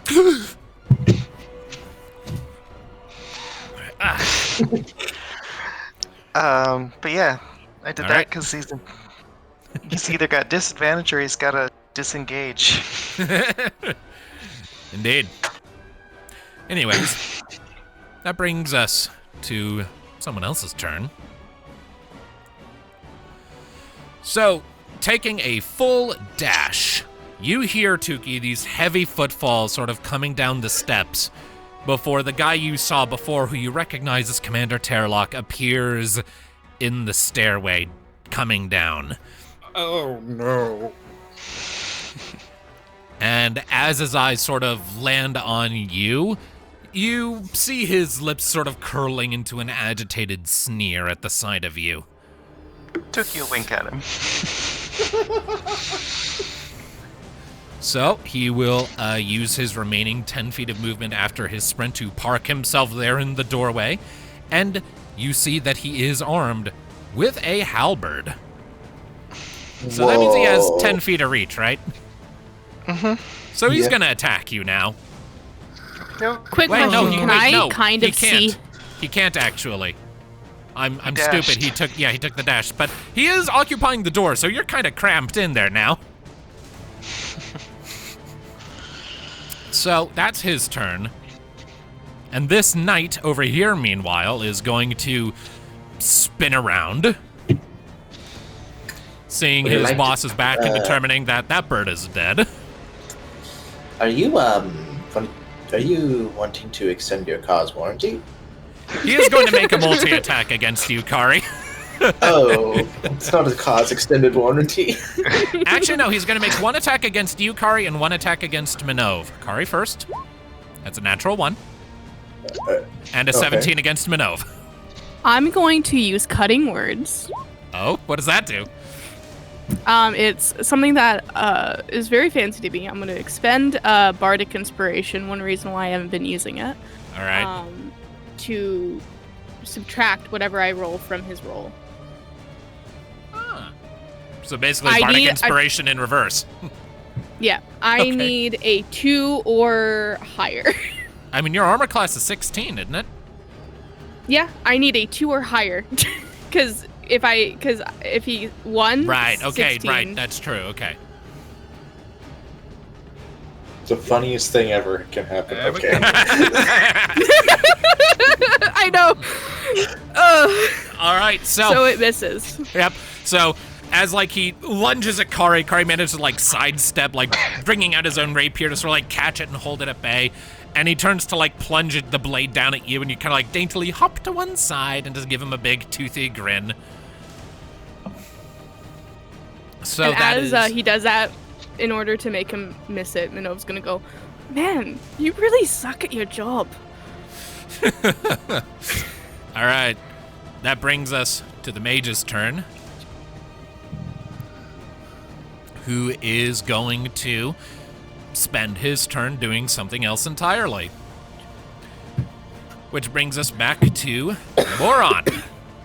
Just continuing to dash. Sprint. All right. I would say after a full sprint, you're about halfway there.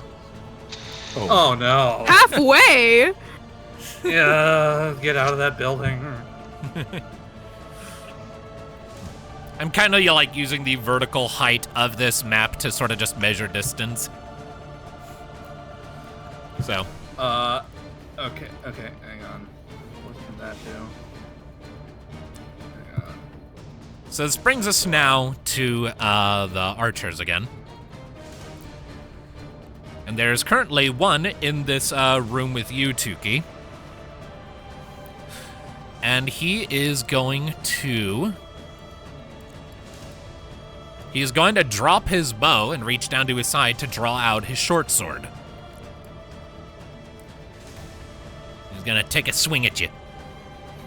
Okay. That is an 8. He does not hit. Let's see here. Are there any others I Oh currently yeah, have? we're not flanking. Yeah. All right, let's see here. So, the only other archer that's currently active is doing something else. So, that brings us over to Ludviek, who is also doing the runny runs. Just a little faster than Boron, but not by much. Indeed. No, there's nothing else I can add on top of that. Dang it. All right. So now we get to foot soldiers in the turn order again. So, just gonna... They're still not ready. Minnove, it is back to you. But, before you commit to anything, a sound is going to catch your ear. As you're sort of bracing to keep this fight going, keep fighting down this night and get in there to help Tuki, it's audible to you from the mine. Just started, but you are catching what is unmistakably the sound of singing. And distant as it is, you do recognize it as Najira's voice. Soon being joined by more, growing louder with every voice that joins the chorus. You recognize it, of course, as the song that Najira sang to you as a lullaby, the lyrics that you only recently learned as a long lament of the dragons and whatnot. But as you're hearing it, it starts to sort of click in your head. It is in your language. The same language you use to cast your spells. And just something just clicks with you.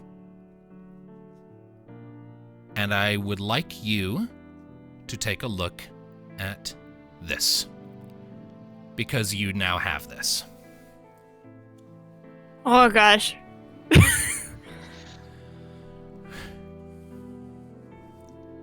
To read it off for anyone who might only be listening. Dragon Song. Unique feature. Once per long rest, by spending a bardic inspiration die as an action, you can begin to sing an ancient lament of the dragons. Words of hope for a brighter tomorrow channeled into song. All allied creatures that can hear this song gain the following benefits as long as they can hear it. They receive the benefits of the Pack Tactics feature, granting them advantage on attack rolls made against enemies that have an ally adjacent to them. Allies become immune to being charmed or frightened, and allies gain temporary hit points equal to twice your proficiency bonus. These temporary hit points refresh at the start of each of your turns, so long as the song is sung, though they do not stack. You can continue singing this song for up to 5 minutes, provided you do not lose concentration. Use the same rules for spell concentration. Further, you lose the ability to sing the song if you are silenced, gagged, or otherwise made incapable of speech. Go ahead and add that to your character sheet. That's so exciting. That's cool. Very, very cool. I like it. How do I add it to my character sheet? It's basically the same as any other feature. Ah. Minnove literally got theme song power-up mode. She is a bard, and I like to give my players rewards or power-ups at the end of their arcs to reflect that, so here we are. That is. All right, well, now we know who's singing the anime intro. All right. Kari and Tuki would be able to hear this, like, Yes. if I sang it, right? They would, yes.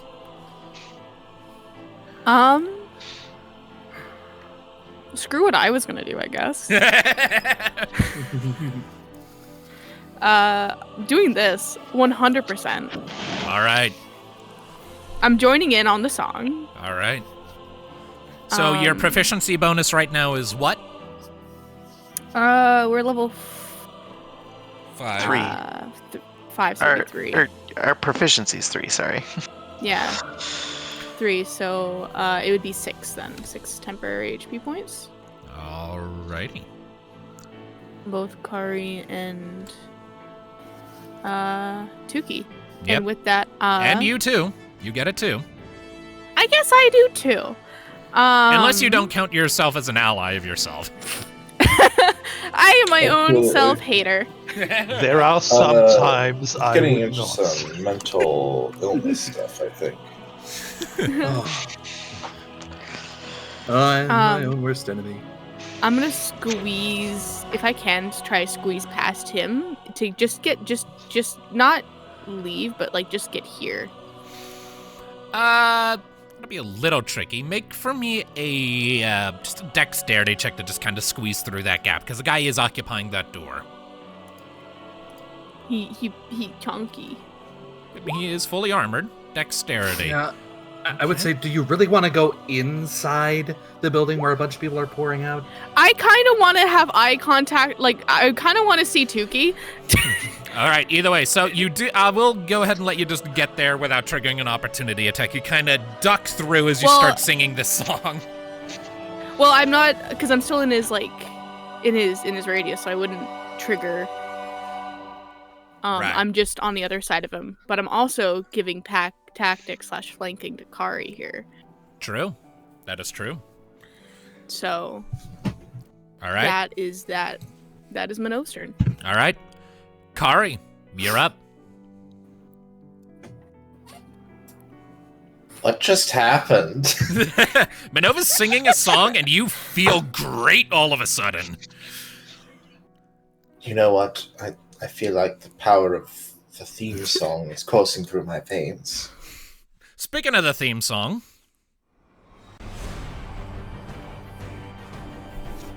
This is exactly what Minnove is singing. kind of, not quite, but it's similar. Draconian throat singing. Kind of, yeah. All right. The opera represents the one leading, and the throat singing is the rest of the horde. All right. So we're gonna do a little funny. We're gonna play a funny prank on the night. Okay. Okay. The funny prank is called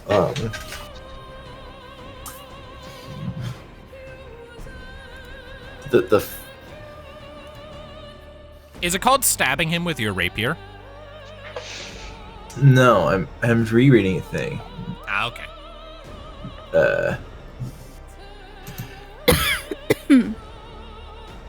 So we're going to cast Antagonize.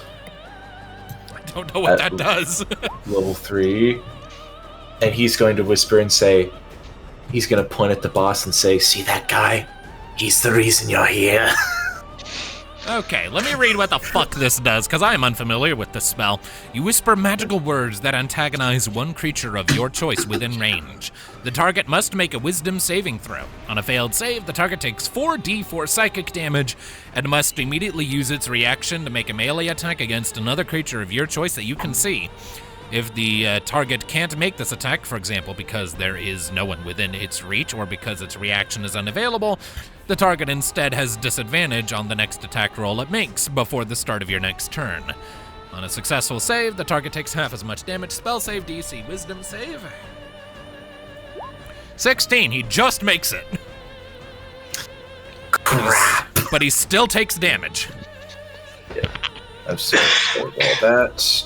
Okay, so that's 4. All right. 4 points of damage. You kind of utter those arcane words, and he sort of like shakes his head a bit, and like a quivering voice comes from under the helmet, because like this guy's pretty close to dying. I'll not be swayed by your bewitched words, Cocker! Do you kiss your mother with that mouth? Anyways, is that your turn? Yes. All right. Tuki. Can't exactly move through an enemy. Fair enough. It's your turn, Tuki. You're in a bad spot, though I will point out that the stairwell does go down. All right, bonus action disengage, dash downstairs. All right, so you quickly park yourself there, blowing 5 of your feet of movement, and I need to do some more Dungeon Master magic. Un momento. Because, just as it so happens, I created an obnoxious amount of stuff for this fight because I'm obnoxious. So, as you quickly descend the stairs, just going full tilt, you find that the tower does go down a floor, and you very quickly find that there's another archer-looking individual who looks to have just come in looking confused by all the commotion outside, who looks at you like, what the? Are you going to hello and stab him too? Hello.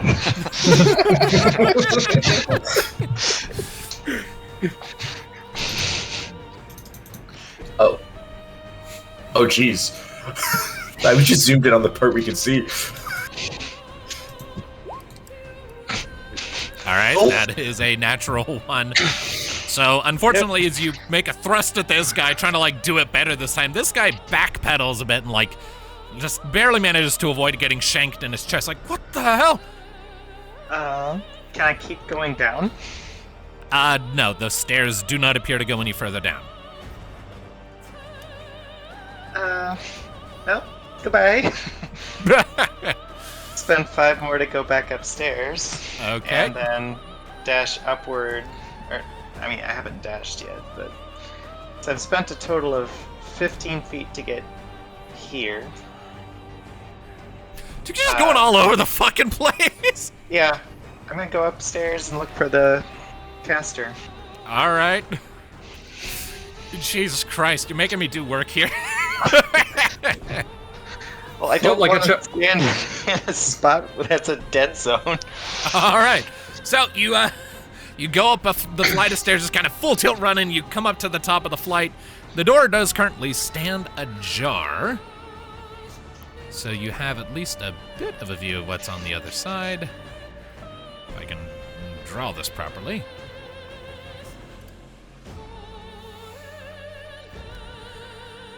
So, wait, no, that was the wrong button, but you know what? Screw it, that works.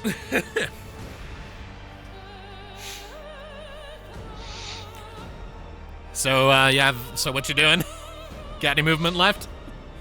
I think I have, like, this much. Alright. I will allow you to, like, poke your head through to peer into that space.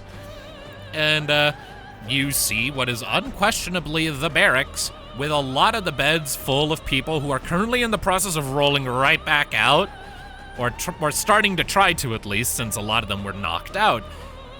So I need to use the rectangle reveal tool for this, because otherwise we're gonna be here all fucking day.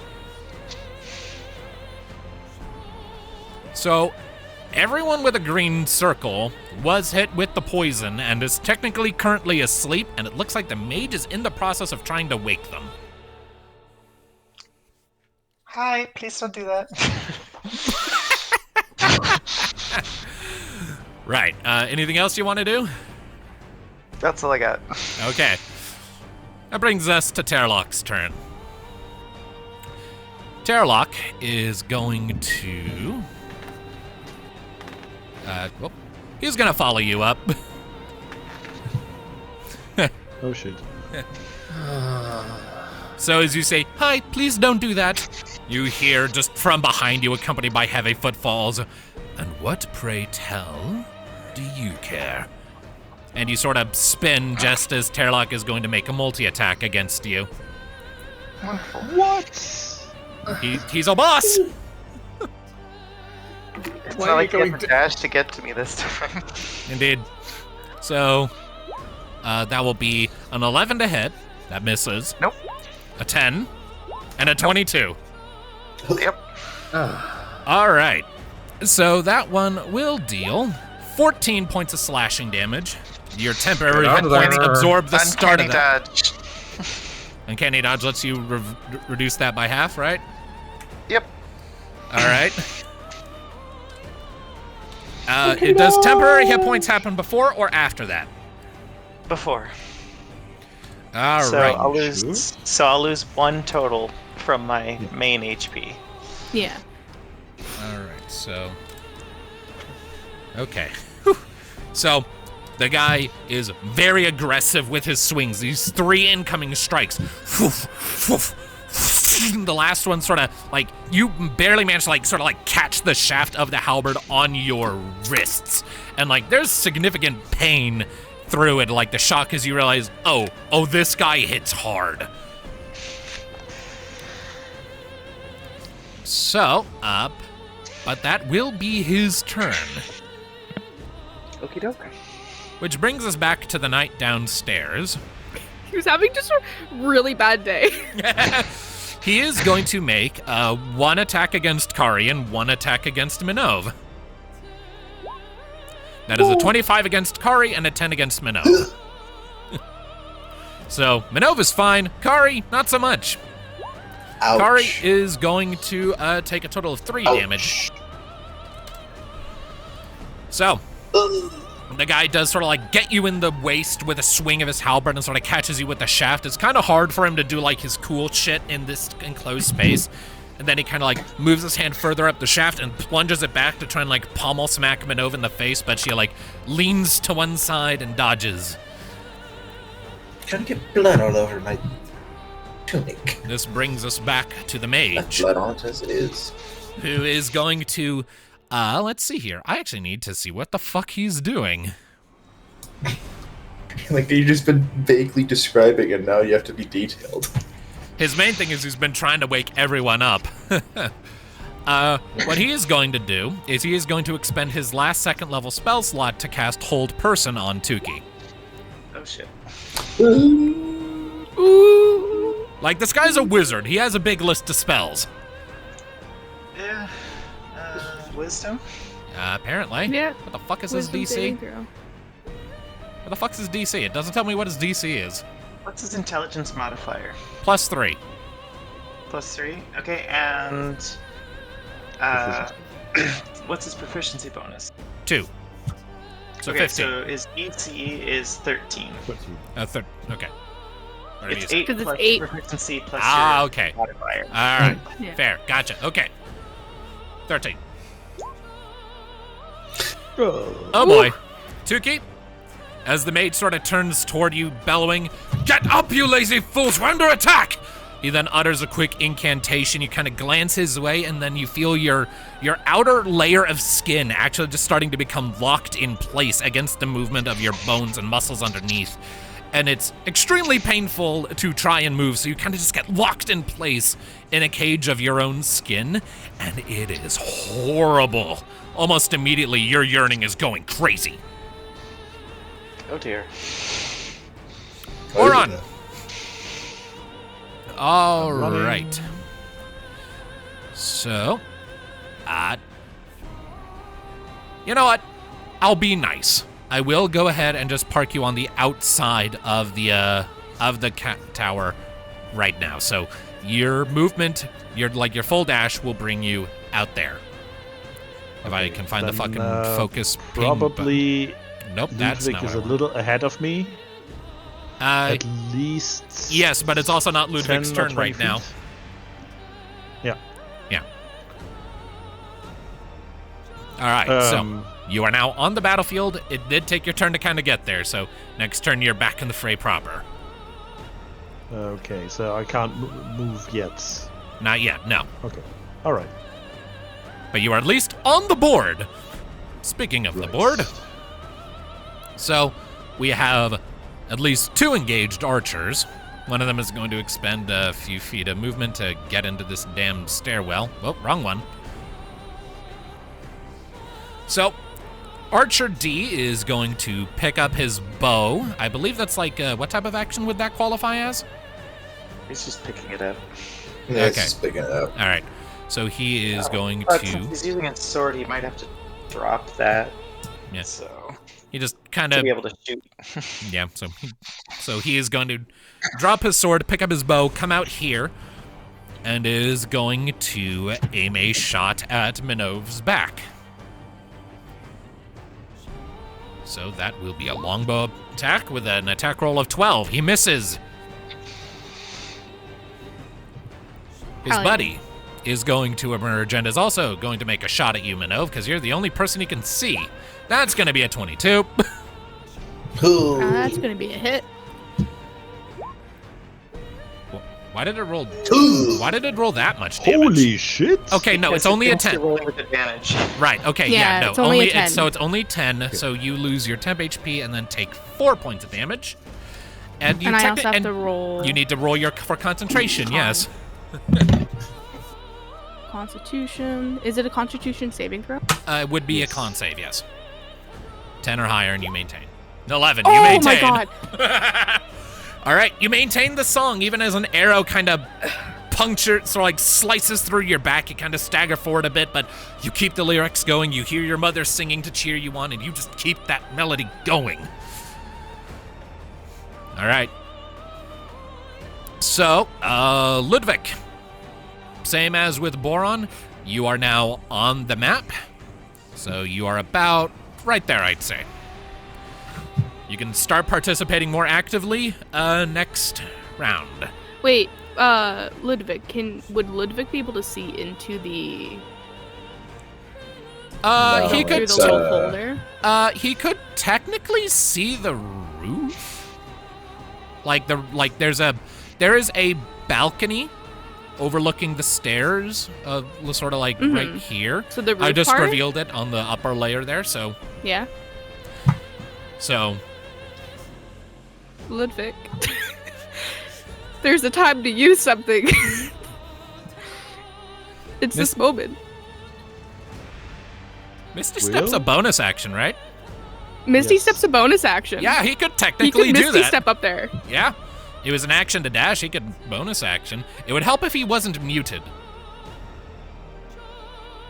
I've been talking this entire time, and I forgot about that. Sorry. I was saying, man, this would be really great if people didn't rush inside the building. But yeah, I could Misty Step in there, but the only issue is I wouldn't be able to do anything. I'd just be showing up to be another meat shield at this point. Tuki is up there. I cannot reach her. Yeah.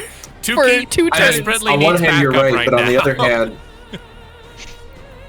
does Yeah. Ludviek know that? Yeah, that's Right? the issue. I don't. Yeah, like, Ludviek why would he? doesn't- Fair enough. Yeah, like- he's not gonna know that. So All right. shouldn't have gone in the building. Yeah. Shouldn't have gone in the building. Yeah, like there was a crossed wire somewhere, so. All right. So I need to make a roll for these guys here, for the Let's foot see, soldiers. is So Let me let's just- see. let me see if that's a bonus. That's an action. That's an action. Achoo, That's also an action. achoo, achoo, achoo, That's achoo, also an achoo, achoo, achoo. Bless you. Ow. Thank you. All right. So Isn't it? I need to double check the sleeping draft things really quick. It was DC 15. So let's see. Nope. Yep. So 2 of the foot soldiers are going to wake up from the Magi's shouting, and while they aren't going to be able to do much right now, they are going to get out of bed. Kind of groggy as hell and still inflicted with the poison, but they are getting up. All right. Minnove, it is your go, and everyone's temp HP refreshes, resetting to 6. And that also includes the newly arrived Ludviek and Boron.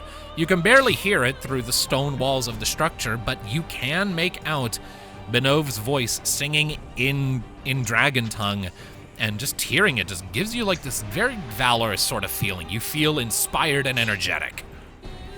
Can I see Ludviek at all? You cannot see him, no. There is at least 2 bodies and 2 walls and 15 feet of elevation between you.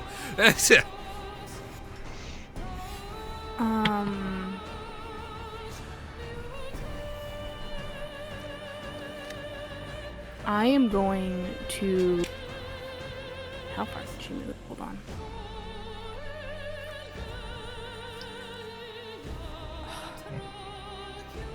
Oh my god, right here in front of him.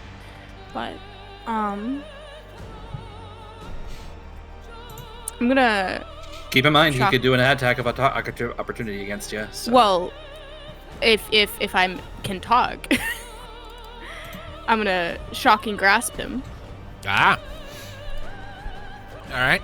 You have advantage on the attack roll against this guy.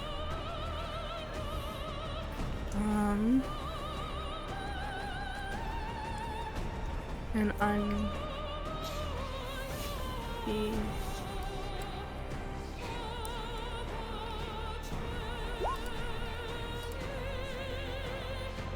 just rolling really shit with my second. Indeed.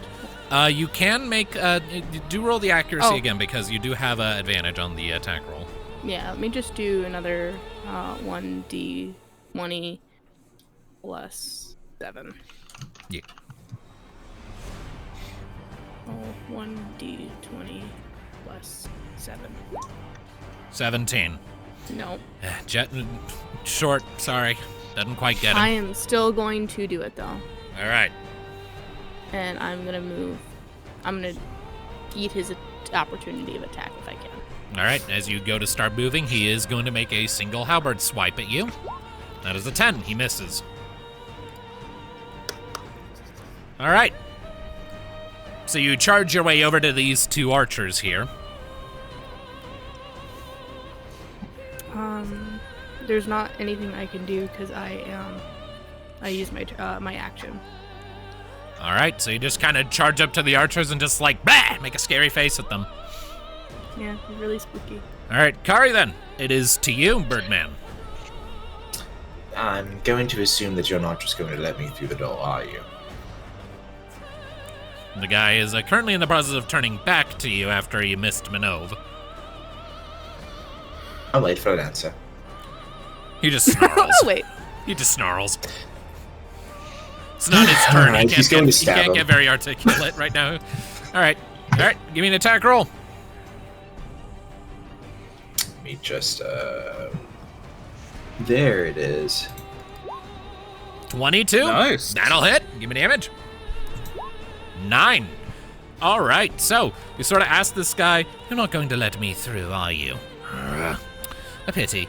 And then as he like makes a lunge at you, you sort of turn, and like his halberd just kind of like barely like just kind of ruffles the fabric of over your belly, and like with like a snap of your wrist, you pop your rapier over to your offhand, angle it just so that it's even with the guy's visor, and thrust it into his helmet, and you just hear where you pull the tip out, sort of now faintly covered in red, and the guy plummets to the ground dead as a doornail.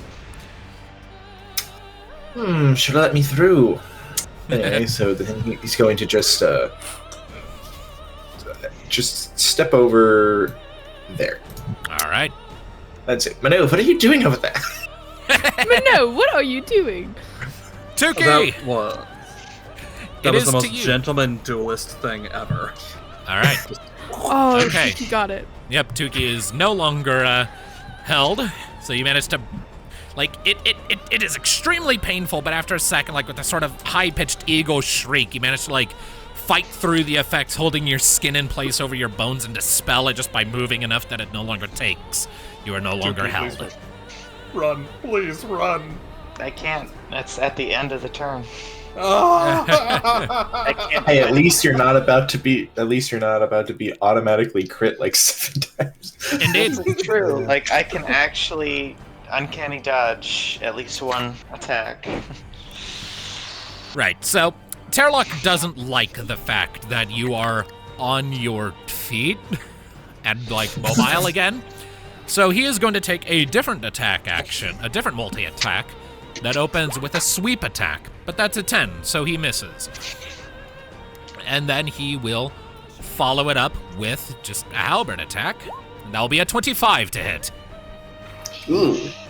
Okey-doke. For 15 damage. I'll have it to 7. Alright. So again, only one then for...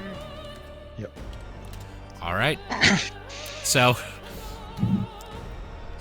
as this guy keeps, like, making swings at you, you barely manage to, like, dodge, duck, and weave, parry one. His fist kind of comes sort of, like, cracks against your beak with one strike, kind of sending you staggering against that barrel full of arrows behind you. You're going to tell me exactly who sent you, and if you're lucky, you'll get to keep your life.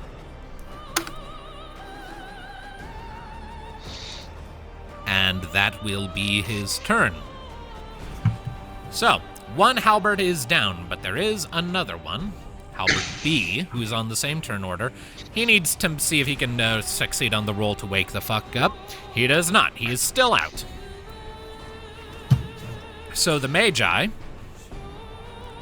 Let's see here. What is he going to do? He has so many options. He has a lot less now. Indeed. He's but out of he's- tech. spells. Indeed. That is true. She did eat his old person. Was it tasty? No. I have, It was scary. I have half a mind that Tuki's just in, like, feral mode. He's just going to launch a firebolt at you. And rolled a 9, so you're good. Alright. So, he launches that firebolt and just keeps shouting, "Wake up! Wake up! Wake up!" And is going to spend his movement to park his ass over here, because he is a mage. He's not made for close quarters fighting. Now, Boron, it is to you in the turn order. Okay.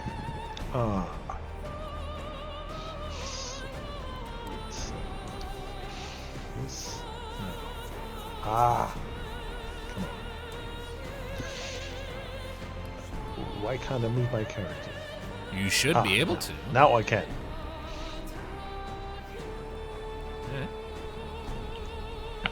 So,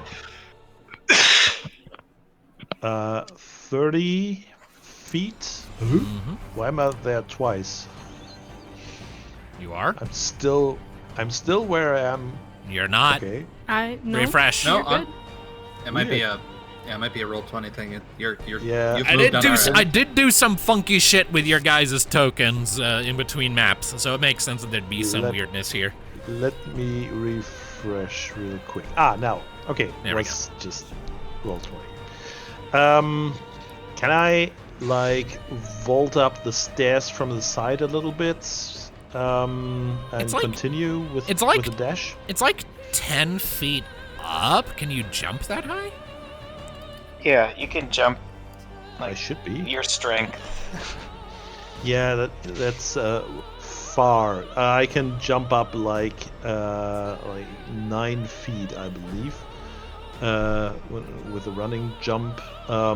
So it should be possible to jump up here. Yeah, it's fine by me.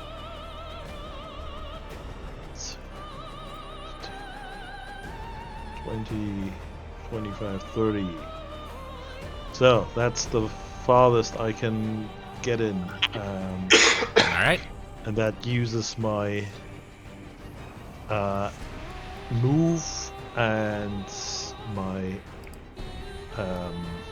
Your action. My action, I do have a bonus action, however. Does Minnove have any kind of weapon out or anything? I assume her rapier is drawn, but... Yeah. Yeah. But we're not anywhere. No. I'm saving this. Yeah, All right. I'd say whatever you're saving. All right, that your full turn then? Yeah, that's my full turn. All right, it is to the archers.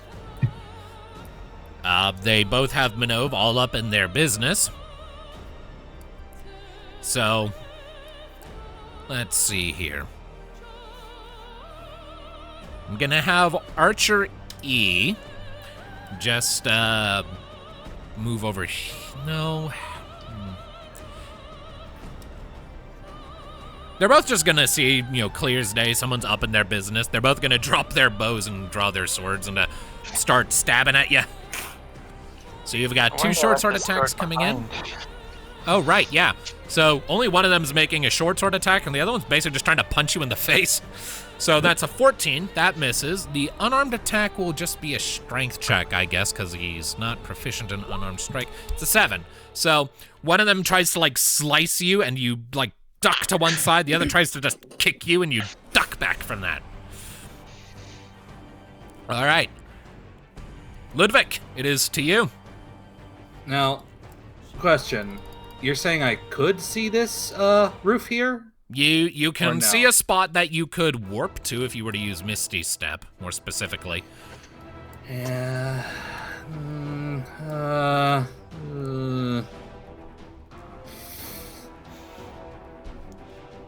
I don't want to metagame, though. That's the thing. Well, don't would you metagame allow it? then. Well, you know that I probably got this floor covered. Yeah, that's what I was just thinking. He saw Boron run in as maybe to do a pincer, but that would be putting himself in risk of what he doesn't know. You know what? I'm gonna flip a coin here. Roll Fair a enough. D2. All right. So R. 1 is first floor, 2 is second floor. It's second floor. All right. All right. Yeah, he's deciding he's gonna. All right. What spot is the spot he can see then? This the top corner or the bottom corner? You would basically be landing somewhere by the door because you can't see the by the floor door. there, Oh, but you can see right. the wall. That balcony doesn't extend any higher than that. It doesn't go to any of the higher floors. It's an overlook Okay. to shoot at the stairs from. So you can warp to a wall there, and then you'll fall a couple feet and land heavily. I'd say about here. All right. And that's using the bonus action. Yep. Then I'd like him to barge through the door and charge through. All right. You sort of body check, you sort of shoulder check the door open, charge in, and you see this mage guy sort of backing away, sort of just shouting, "Wake up, you fools!" What the? As he hears you charging through and spins to face you. All right. And so... Surprise Rythar in your face. No Cat's one ambush. expects this. No one expects the roof lion. Nobody And- expects the Sunan Inquisition. And Oh god. okay, that was the bonus. I could do another. Nah, you know what? He's gonna charge through right up to this guy and do an attack. And wow, I also have suddenly appeared 2 of me for some reason. Just refresh the page and you'll be fine. Yeah, Yeah, same with me. nice, cool. I'm a duplicate. All right, it's refreshing. What was it? Did it move on your end at least? Yeah, you're in position. All right, cool. Calculating XP. Da da da da da. Okay. Give me my Speaking of character sheet so I XP, if can we were attack. using experience points, y'all would get a lot for this fight. Probably, but all right. Now, all right. So I'm gonna make a normal Warhammer attack at this guy. I believe you have 2 of those, yeah? What? You have 2 Yeah, of those. yeah. Yeah, 2 attacks. All right. A 14 just misses. Off by 1. All right, and Oh man. All right, so there is like this part, like you have the drop on this guy, but at the same time, you're kind of like rapid scanning the environment, trying to get a feel for what's going on in here. And so while your first swing misses this guy by a hair's breadth, you kind of hesitate on the follow-up, just enough for him to like bring his hand up, utter a quick incantation, and there's just this bright flash of light from his ringstone that's just enough to disorient you for a second, and your second swing goes wide and is useless. Well, at least I was from there. He did that, so you would still have 20 feet of movement, technically. Yeah, I'm just gonna literally, basically I attack, and then I move to the side, attack, and then I get in front, and then basically, I'm putting myself in the middle here, but my next goal is to probably try and force him out of the room. Fair enough. I'm trying to do, but yeah, I probably haven't noticed. I don't know what's going on anywhere else in here, so. All right, so let's go. That brings us to the foot soldiers. One of them needs to make a roll to see if he's waking up from all the commotion. He does. Did you do the rolls in the archers? I haven't been rolling for the archers yet. I'll be doing that next time. Okay, sorry. I don't want to make this worse than you, Ludviek, but wait a minute. No, absolutely not. No, I just forgot I'm letting it slide because you guys kind of need all the help you can get here. Look, they're archers. They probably imbibed a bit deeper. All right, and they're probably not wearing their armor and stuff. There wasn't enough time to disarmor these guys. So they were like put in bed because where else do you put sleeping people? But no one was gonna take like the hour it would take to start disrobing people. A thing has come to my attention. I know not what it is, but I will check Discord. I'm scared. I'm scared. You do have a lot going on right now. This is the final boss of the arc, so there is a lot to deal with. All right, so we do have 2 active foot soldiers in the room. They don't really have good line of sight on Tuki. They just see their mage getting harassed by a lion. And so, Ludviek, you're gonna have some people coming up on you. I expected as much. But they are going to be rolling their attacks with disadvantage because they're still dealing with the sleep. So that is a 14 and a 7 to hit, both of which miss you, so you are fine. Hooray for poison! Indeed. That was a good call on your part. All right, it is to Minnove. Temporary HP refreshes for everyone. I'm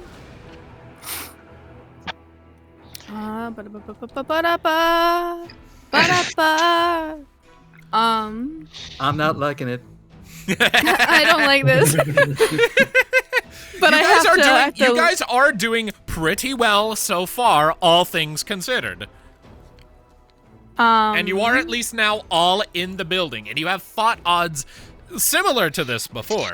Terlock's the wild card, that and the mage. I'm gonna cast Shocking Grasp on one of these guys. All right. That is a attack roll. Yep. I don't think you have advantage because, yeah, these guys are wearing studded leather, not metal. So. All right, 13 is going to be a miss, I'm afraid. Jeez. Okay. All right. We going through them. Okay. I will take opportunity. You can do that. You can't do that. No. I can, because they're half. Because they're half. You're not small character. Yeah. You're still medium sized. Yeah, pale ring kobolds are larger than other kobolds. Sorry. I like where your head's at, but you're not that tiny. It's okay. I'm coming down. Look, you're tall enough to be at tit height with Tuki. Okay. That's not small. So what are you doing then? Praying. Okay. Same brain cell. All right. Kari, you're up my bye. That's my turn. I don't have anything else I can do. Hey, Boron, how are you doing? I know how Tuki is doing this. I'm not gonna answer. I don't know what you just said, but don't go stab that archer now. He's going to step up here. Oh, it's 30 feet exactly. And he Indeed. is going to stab this. He's going to stab Archer D. Indeed. And you have advantage because Minnove's right there. 16. Just hits. Give me damage. 7. All right. It's not a tremendous damage output, but damage is damage as you come running over and leave like a nice little slice across this guy's shoulder with your rapier as you come in. He's like, oh, son of a... Hello. Anything else you wish to do, or is that it? That's it. All right. Tuki, you're up. Okay, I shouldn't Have a abandon. Scooby-Doo run down the stairs. I mean, I could. I probably shouldn't abandon Ludviek to everything up here by himself. But does Tuki even know? Well, did Tuki hear the commotion? She probably heard something. She's I mean- good ears. Yes. I'm sure Tuki heard the shocking grasp. If Boron and Ludviek could hear it from, 100 or so feet away, you could hear it from up the stairs. It's like a Tesla coil going off. It's loud. Okay. Flavorfully. Having been paralyzed, I think she's homing in on the person who did it to her, and Okay. she's going to dash. All right. You will be leaving range from Terlock, so he is going to try and smack you one. You could try disengaging from Terlock and. Then I can't attack. All right. So you are going to take Ouch. damage from this. Wait! Can't you use your bonus to disengage? But then I don't She's have using her enough bonus movement. to. She doesn't have enough dash. movement to get to the mage Oh. without. Yeah, so. All right. So you are I going will to use take my that reaction to have it again. damage. All right. Good call. So Jesus fucking Christ. So One still damage one. again.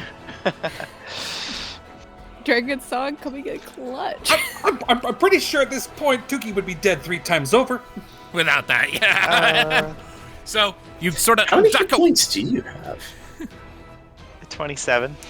Oh, So you I duck. don't have a lot. Yeah, so you quickly duck through the door, barely dodging the worst of it. You feel like the tip of Terlock's halberd sort of raking down between your shoulder blades, but it's a shallow cut. You've had worse. You've suffered worse from falling down 30 feet. So you sort of go charging forward until you're next to Ludviek. Okay, and she's gonna stab the mage.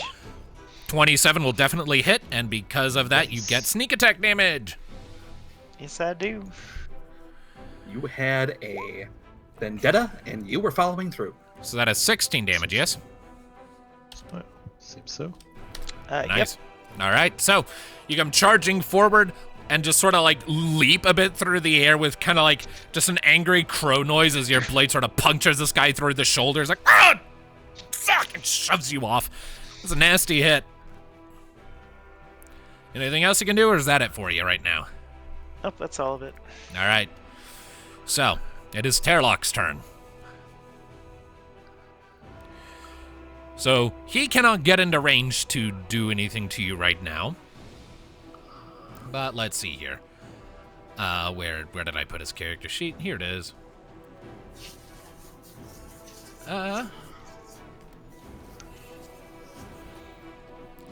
So Terlock is going to just let out this. He's going to use a bonus action. Use a once per thing he has called Warrior's Resolution, where he kind of just bashes his halberd's blade against his shield and shouts, "Get on your feet, you fools!" And uses Warrior's Resolution.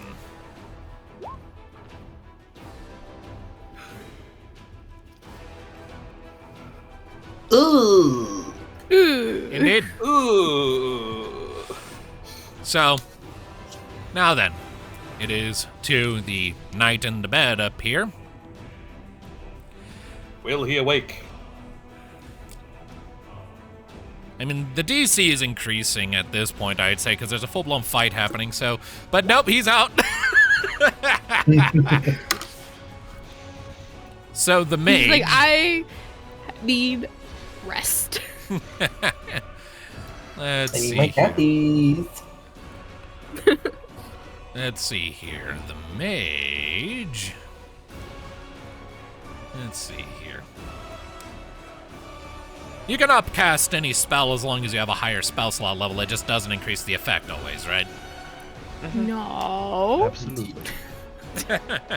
Not at All right. all. Yeah. All right. In that case, he is going to blow a 3rd level spell slot to cast Hold Person again. And he's trying it on Ludviek. Alright, what's the thing I have to meet? So, it's going to be a DC 13 saving throw wisdom from you. Oh, he can target me. He can target me too. Oh. Wait, what? Upcasting. Yeah, if he's Hold upcasting Person. it. Oh, I didn't He realize that does was it a to thing. 2 people. Okay. Yeah. All right. Ludviek, do you have your aura? Aura? No, that's not till the next level. Okay. You sure? Oh, wait. Damn it. Wait. Double check. Double check. Yeah, no, all I got is extra attack. That's it. It's level 6, correct. Oh, fuck me. All right, so you're both held. No. No laughing matter. So, No. so the mage just holds his hands out, utters these words, and again, Tuki, you're kind of getting stuck in your skin again. Meanwhile, Ludviek, your armor just starts locking into place, and you're just stuck in it. And the mage is going to back up a bit. I think I've got them. Boron, it's your turn. Get rid of these guys for me, Boron. Yeah. This is getting pretty Trust hectic. me, I'm trying. Boron, I want to go upstairs. No more uppies. What? Piece. Okay. I want uppies. I want uppies. I probably couldn't vault over this. No, not in time. Yeah, I gotta go through this guy. Yeah, I mean, you can attack from there. I count adjacent or diagonal. Boron. Kill. All right. Kill. Destroy. Decimate. Please. Okay. And you get advantage on these yeah, because Minnove is still singing. Okay. I am going to attack with my long axe twice. All right. 18 will hit. Why doesn't it say that for me? I don't know. I have no idea. I don't know. Now it does. All right, 18 And and a 26 will both hit. Okay. That's 1 second, please. 1. Getting a call just now. Oh no. What class are you again, Boron? Fighter. Champion. A battlemaster. I Not believe. champion, battle master. Sorry, I've been making a champion recently. And I'm back. Don't you Sorry. crit on 19? No, that's No, that would be very nice. That's champion. That's just champions who do that. Gotcha.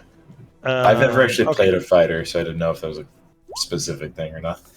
That's 9 points of damage, which is terrible, and the second is 8 points, which is even more terrible. Still like 16 damage in total, right? No, 17 Yeah, Still 17. and It's not bad. in total. I am following that up with the long axe shafts. All right. That'll hit. With 17 to hit, and another 9 points of damage. Nice. And this guy is still standing. Barely. You have royally ruined his day, but he is still standing. Okay. Thing is that I don't have the movement to. And there, initiative is next. Okay, I'm gonna action surge. All right.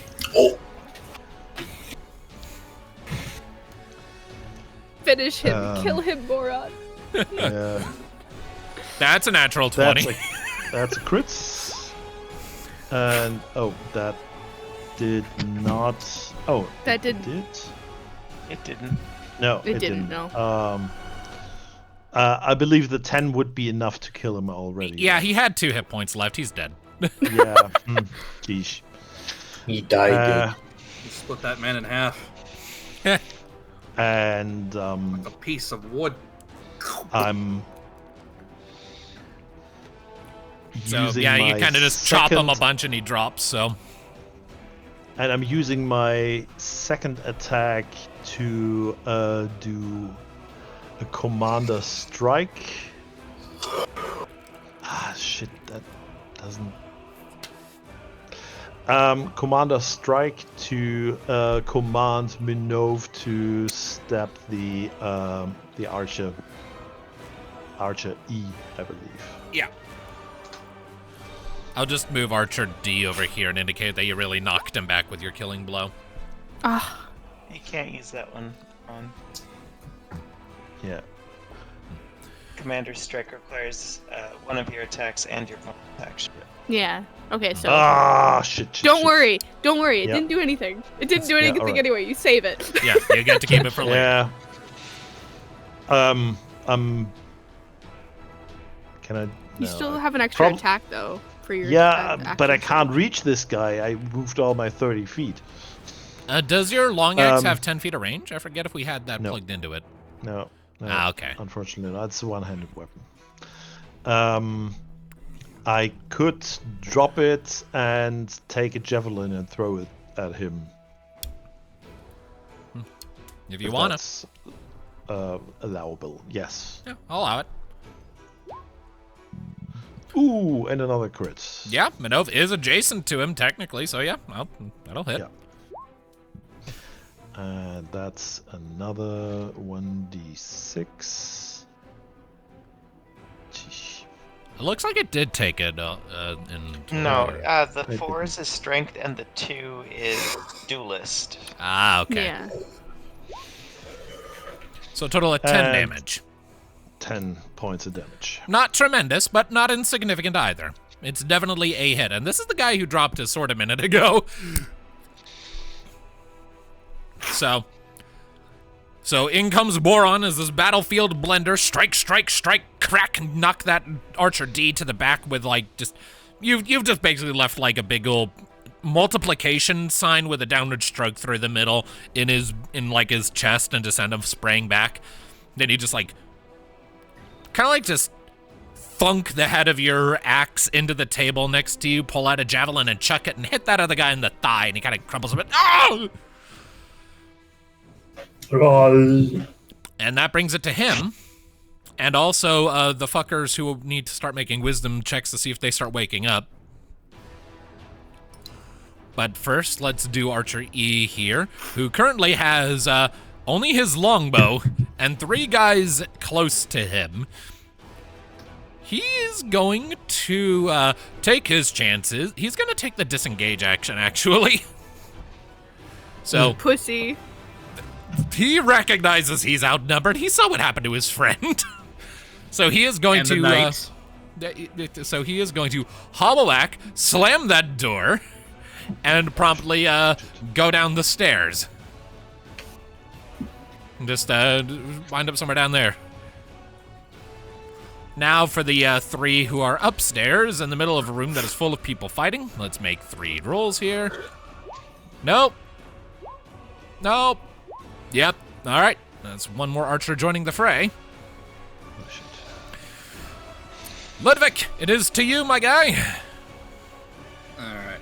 When we're talking paralysis, is it just I'm stuck in my armor? Can I move Oh, right, you my... do still Can't do have... anything. Yeah, you can't do anything. You have to just make the check to get out of it, and then your turn ends. Alright, so I can't speak or anything. Nothing. I mean, I'll let you speak, but that's about it. Oh. Would you let me scream? Sure. Would you by chance then... Not that loud. Damn, you're not gonna let me... I'm not going to let you do your lion's roar. No.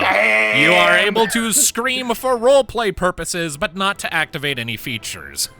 Yeah, we can't attack. We can't action or bonus Alright. action or move. Alright.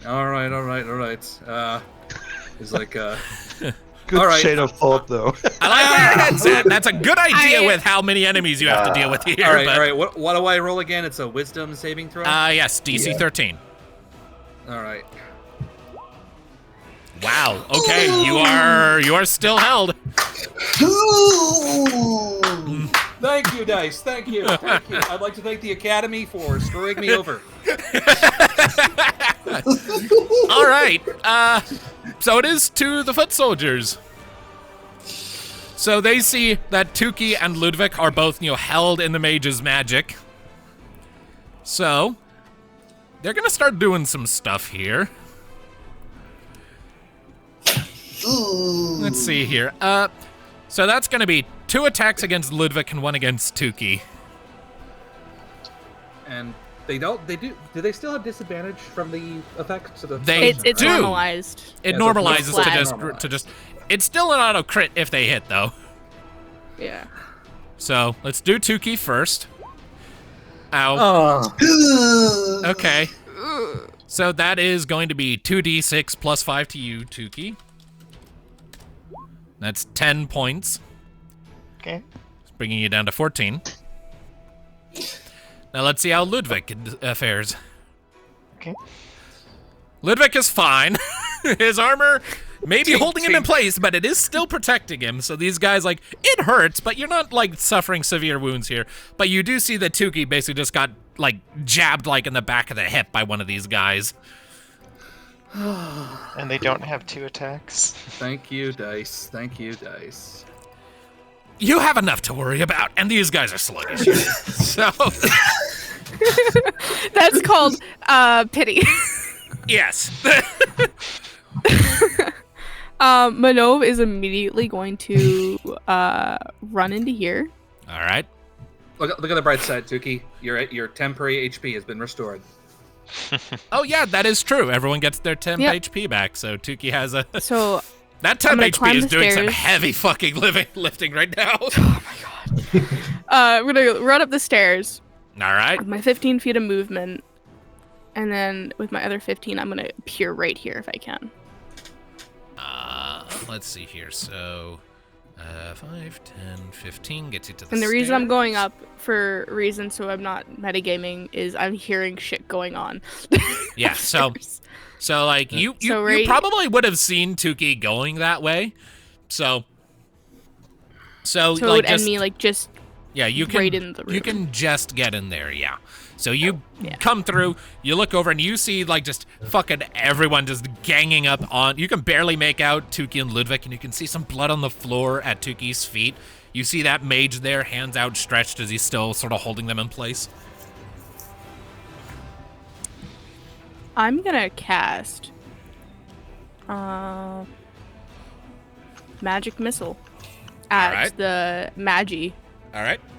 Magic missile at the Magi.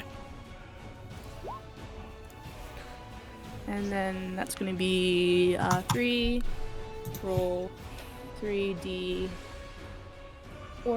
plus 4. I thought it was 3d4 plus 3. No, Yeah, because 'cause- my... Oh, 3d, sorry, my bad. So just take off 1 from that. All right, so 8. But because it's 3 darts of damage, he has to make 3 con Concentration saves checks. for hold person. All right. Fails. So you Tuki and Tuki and Ludviek are no longer held. Correct. and then with my do I have anything that I can do? Not nope, everything's in action. Okay. You know what? I'm gonna give Bardic to Ludviek. All right. Okay. I know exactly what to do. All right. You can do that when it's your turn. For now, though, it's back to Kari. And Kari is going to go up the stairs and say, Boron, where is Ludviek? Boron! Where is Ludviek? Was he not with you? And I guess how high up the stairs do we have to go? I'm kind of playing fast and loose with it. If you step onto the spiral, you can just move up or down one floor on your turn. It's fine. Yeah. I guess we're just gonna appear right there. Yeah, it's fine. And I think that's gonna be it because I don't think you can see anything. Sorry, Minnove's fat head is in the way. Yeah. So. Minnove, I can't see past your fat head. Right. Well, it's not good. It is to Tuki.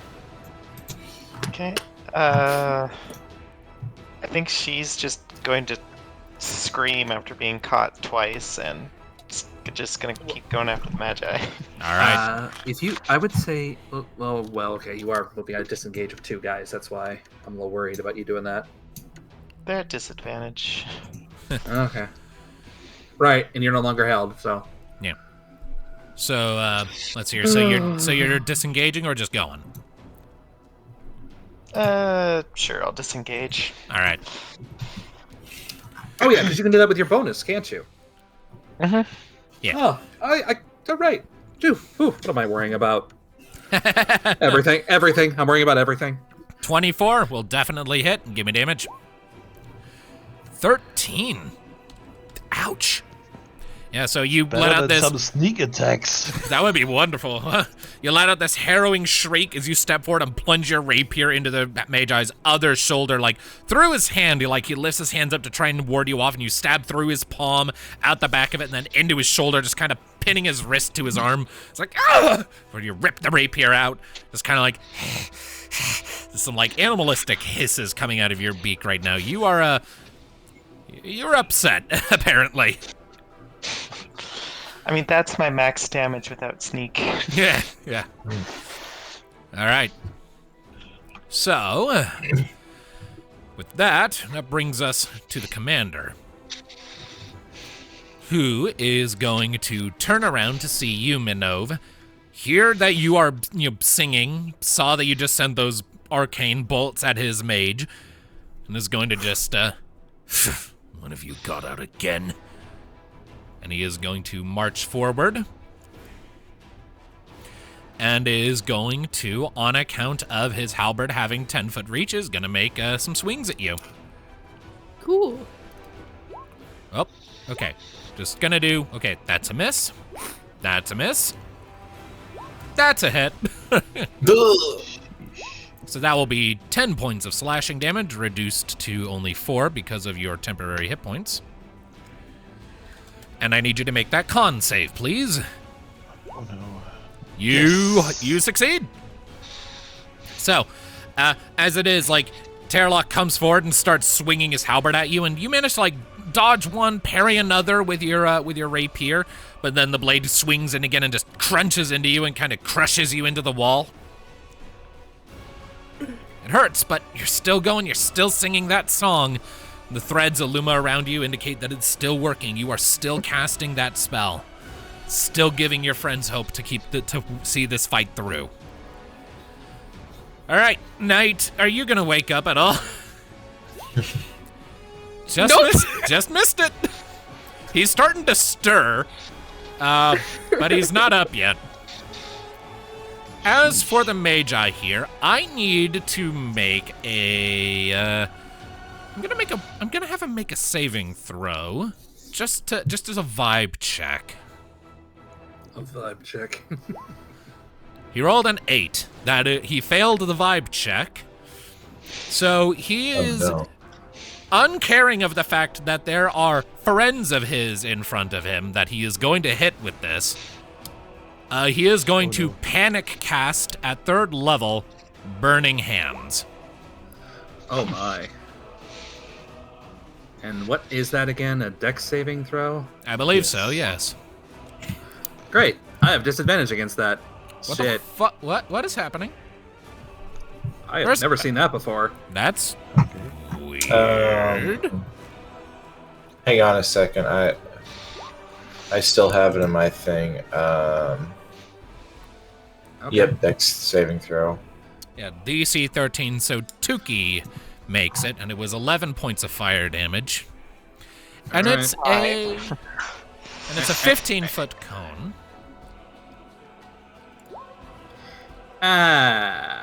Meets it, beats it. Beats it. All Lucky. right. Half. All right, so that is going to hit. So it is going to also go at foot soldier C and B. So 11 damage reduced by half becomes 5. So your temp HP absorbs it, both of you. Let's see if the foot soldiers do any better. And they, let's see here. So fail and fail. Ouch. Oh, fail and success, actually, isn't it? Because it's checks, not saving throws. Okay. Yeah. So one of them will take 11 points of damage, and one of them will take 5. As the mage just throws his hands out, and this just cone of flame erupts out from his palms over the area. You hear some of the foot soldiers shouting, "Come on, no! Stop that! Focus!" So, on account of the fact that he failed his morale check, essentially, I am going to have him throw open that door behind him and go to run through, triggering an opportunity attack from Tuki, if she wishes to take it. Yeah. All right, roll it. 15 just hits. Give me damage. 12. That's almost max. Almost max and almost enough to kill him, but almost is not enough. So he manages to get through, but you do leave a very harrowing gash down his back as he's sprinting away from you. All right. Boron, you're up. Actually, I kind of want to go downstairs. Do you? But I believe the others need help more upstairs. Probably. Kinda. A little bit. So you can get to the train of Kari and Minnove. A little bit of Saying that like we're like we can't do much. this drive-thru's piled up. And Minnove doesn't have her nuggies. Jesus Christ. So, I mean, you could go down and after kill a him real full, quick. He's only got after his a fist. full move, I would be like here. No, after a full move, you'd basically be behind them, just about, like, Yeah. right about there, yeah. Or closer to there, really, but yeah. Okay. Like the stairs are really hard to make work in the dungeon editor, so they're not, like, one for one, like, in terms of, like, their appearance. I'm not too worried about it. They're just And spiral stairs. I also grabbed my pole legs again. I assume so. Might be a good idea. Yeah, I assume so. I said you, like, bashed it into the table as flavor because it seemed cool in my head. Yeah. All right. I use my action to dash All right. and position myself between this guy and Minnove. All right. And Ooh. I do have a bonus action left, but not an attack or anything.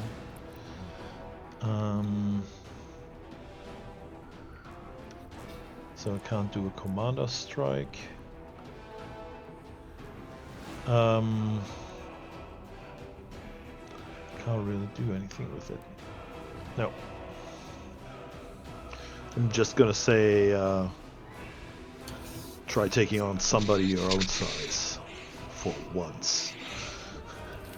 As you kind of come barging through, sort of shuffling past Kari and Minnove and plant yourself in front of them and issue that challenge, Terlock kind of tilts his head. When one arrives, I'll indulge that request. Casual fucking racism up in this bitch, but hey, more reasons to kill him. Yep. All right. So, Was that a height joke? it could be read as one, yeah. I'm gonna chop his lower legs off, so... His lower legs? He has more than one pair? You know, knee down. Ah. Take All off right, his it is shins. to the archers. So, we still have 2 that are napping. Let's see if they're going to wake up yet from all the commotion. That is 1 success. That is 2 success. Okay. Jeez. Everybody but the knights awake. Yep, pretty much. Still, only one of the archers is actually Night. going to be able to do anything. So he is going to come down here, look between the two sides of the battlefield, determine that his buddies locking down the lion and the bird probably have it handled, and is instead going to just take a shot at Minnove. That is going to be a 20 to hit. What is Minnove's AC? Actually, hold on. Don't be too hasty. Guess what I got? Shield? Ah! Nice. Nice. Very good. All right. Ching. And how long does that last? Till her turn. That's just reaction. Okay. It lasts for the it lasts for the whole round. Till the next start, until my next turn. Okay. Cool. So yeah, the guy fires an arrow at you, and like out of the corner of your eye, you catch it, and you just will it to stop before it reaches you, and it just kind of veers off course at the last second and just kind of flies harmlessly into the fireplace there. And thanks for choosing that direction. All right, Should I have shot Ludviek. it your way? I It had is to to get you. shot this time. All right. So remind It me, will the extra attack only means that if I attack, I get an extra one. Not I Yeah. can switch between doing an action and then an attack.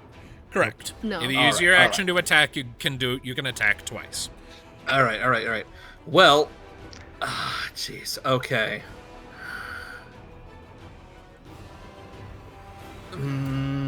What's Tuki at for HP? I can't see right now. 14. Okay. 14 total plus the I think. Okay.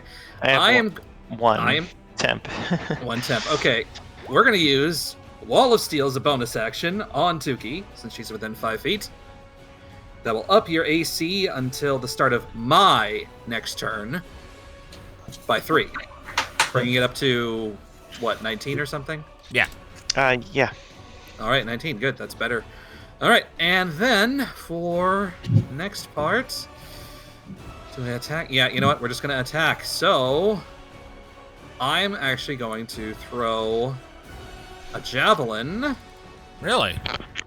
Yes. What? That's disadvantage, though, right? Oh, it is? I Oh, mean, right, because it's it's a ranged. It's ranged. Shit. Yeah. Well, I mean, you've got like 4 fucking people crowding up on you right now. Main thing you should probably be doing is dealing with them.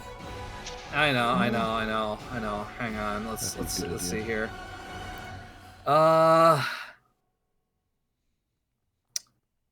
Yeah. You know what? That is a good idea. I should attack. I should attack. That is a very, very good idea. But you know what? Go big or go... Oh, wait. Hang on. Rereading this. Were you thinking of using a spell? This does not say anything about needing a open sky. Yeah, it doesn't say anything about actually needing you don't need to see the sky for this thing. So bam. All right, we're doing this shit again. Moonbeam or ring beam in this case. You're basically just creating a field of actively hostile radiation. And I'm gonna do it right here. Well, if you all could right on stop that creating radiuses on my screen that are blocking everything I can see. Oh, am I? Is my thing Yes, blocking it it too? is blocking what Oh, I sorry. can see. All right. I thought. My bad. I'm gonna do it right on Jade Halberd number C. Foot Soldier C. Okay, give me just a moment here. What is the radius on that again? 5. So it should hit the guy above him and the guy below him. Give me just a second here. So you should be able to position that wherever you want. All right. And I think I'm going to position it boop, boop, right there. All right. You could position it one wall to the right, and it would hit 4 people.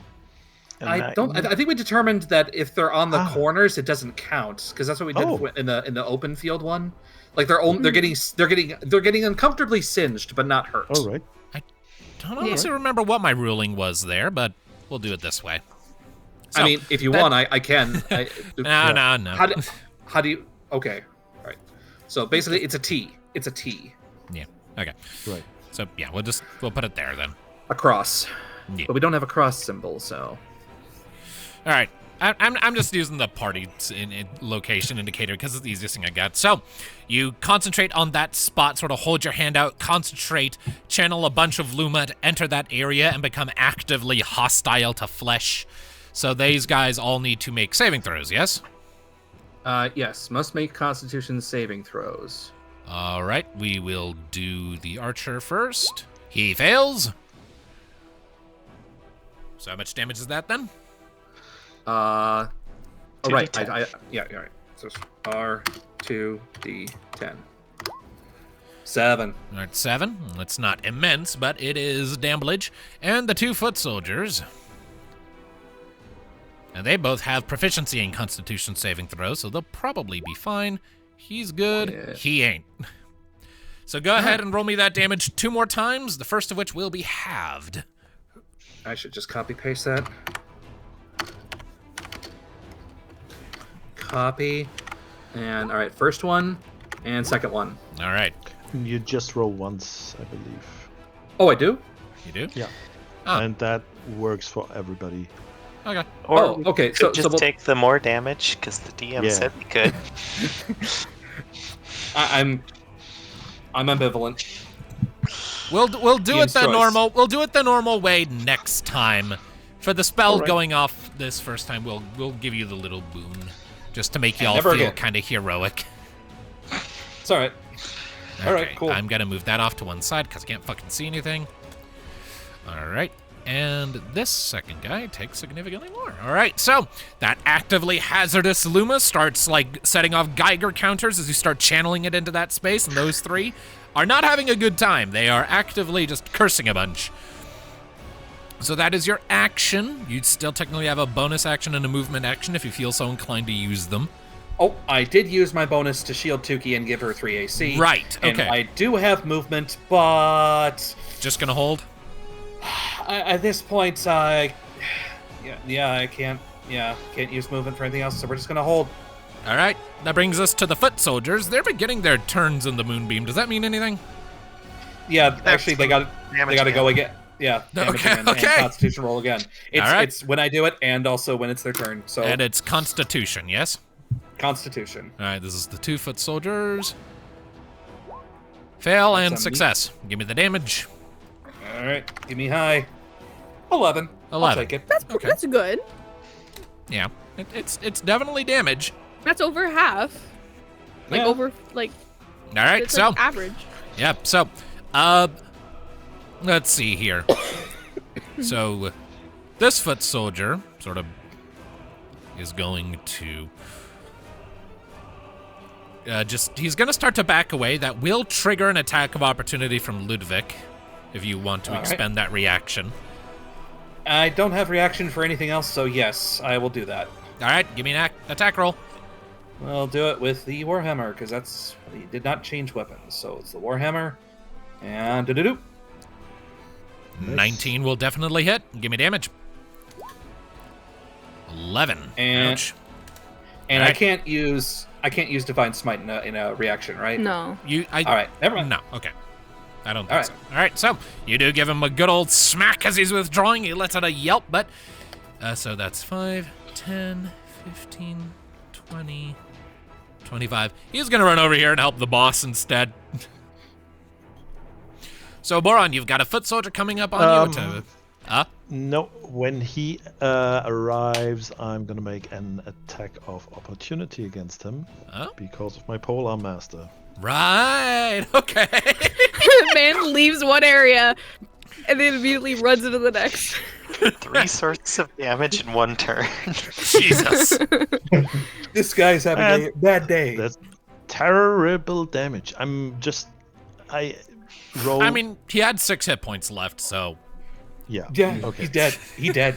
So it's like that guy comes charging out of like the field of radiation Ludviek created, comes charging over to help Terlock's like, I'll back you up. You just thrust your own poleaxe up like and just plunge the blade into his throat and just shove him over onto the bed. I'm not even leaving the. My eyes don't even leave this guy. You just snap and it up and just hit him in the you jaw and his head and just me. twists. Just like, fuck you. All right. Either way, we do have two guys making attacks against Ludviek, though this one is going to step this way to get out of the moonbeam effect. So we got 2 foot soldiers making attacks against you there, Ludviek. And Both fail. Both fail. Sheesh. Your 20 armor classes paying dividends. For today, for now. Indeed. Yeah. All right. Disadvantage is also wonderful. Indeed. Now that's since faded. 1 level of exhaustion doesn't impact attack rolls, does it? That's a separate level. That's level 3, I think. Yeah. Yeah. The initial exhaustion That's the initial disadvantage is starting to wear off at this point. They're still affected by the poison, but they've shaken off the sleepiness and the confusion. They're locking in. Adrenaline's doing its work. Anyways, Minnove's turn. Everyone's temp HP refreshes. Woohoo! Woohoo! Minnove's gonna be like, "You want in, Kari?" She's gonna go over here. Yes, thank you. And by looking, Tuki is the worst off. Tuki is looking pretty rough, yeah. She's got a few notable wounds. There's some blood on the floor where she was standing a second ago. You definitely get the impression that she has been injured. And yeah, no way I'm doing this. Okay. I'm gonna cast Healing Word on Tuki. Okay. Bonus action.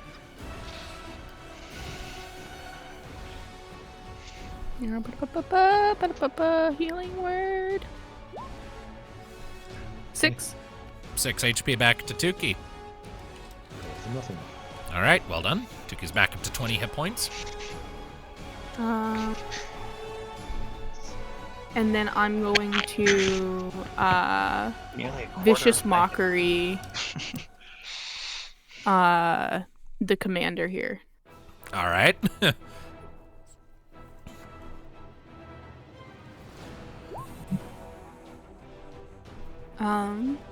It says my spell save is 12. It's actually 15. I don't know why it's saying it's 12. I will take your word for it. What saving throw is that again? Wisdom. Wisdom. Oh! Oh no. Well, it's a 6. Damage.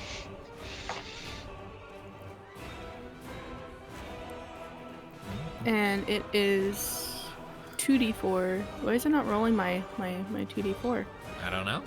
Hello? Oh, I see, because it's asking me something. All right. 5 points of psychic damage. The first damage done to Terlock this entire time. Whoa. I'm gonna try and see if I could fix that DC thing. All right. But he now has disadvantage, and that's my turn.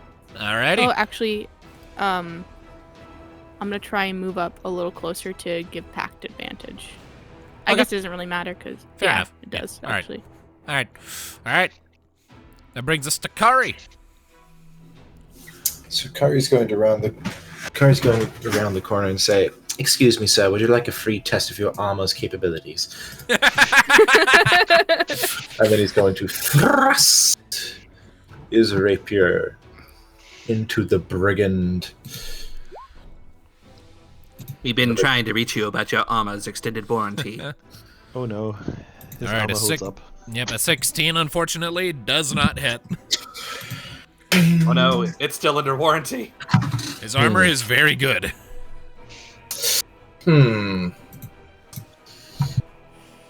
Oh, it's because I see why. And then he's going to pat Boron on the back and go, "You can do it," and give him a bardic inspiration. All right, that your turn? Yes. Tuki. And that's it for me. I have to be Okay, at work I in fixed it. 5 hours. Oh no. Okay. Oh. We have been going for 3 hours. So here's what I'm thinking. Should we get to the top of the next turn and then just pause there and resume next time? Fine with me. All right. Yeah. I don't usually like ending mid-combat, but this fight's going to take a while Yeah. yet. I bet. All right, so We're also Tuki. all night feeling has like been- absolute shit. Yeah, you're all feeling pretty tired. So, Tuki, you're rushing over to the mage still. You're just hounding this poor man. Oh no. Bonus action dagger. Okay. There you go, 15 just hits. So he had 1 hit point left. How do you want to kill him? Because Tuki's been gunning for this man so hard. And keep in mind, you are on the roof near an edge. That is true.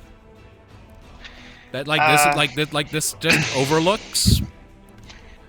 I would say that when she goes to stab with the sword and miss, she's just going to grab a dagger from her belt and, with a reverse grip, go past it and then like turn it back sideways so that it goes like sideways through his neck, so that like the Adam's apple is on one side of the blade, the rest of his neck is on the other. All right. So you go through those motions, stab him through the side of the neck, and there's like his eyes are wide for a second as blood bubbles up out of his mouth. He just kind of stares at you for a second, and you rip the dagger free, and he just falls. Kick him off. You just kick him off, and he flops over the ramparts and the crenellations here and falls down and just... I'm just gonna park his corpse down here on the lower level because he is technically fallen on a floor. All right. That's it after I move over there. All right. That brings us to Terlock's turn. Terlock currently has 3 tasty morsels of enemy in front of him, but only one of them has vicious mockeried him. So he is going to prioritize that one for the time being. Going to make 1 attack against Kari and 2 attacks against Minnove. Oh. That's a natural 20 against Kari. It's actually a 7 because he has disadvantage. Yeah, because he has disadvantage on his Right! vicious mockery. That's true. Good catch.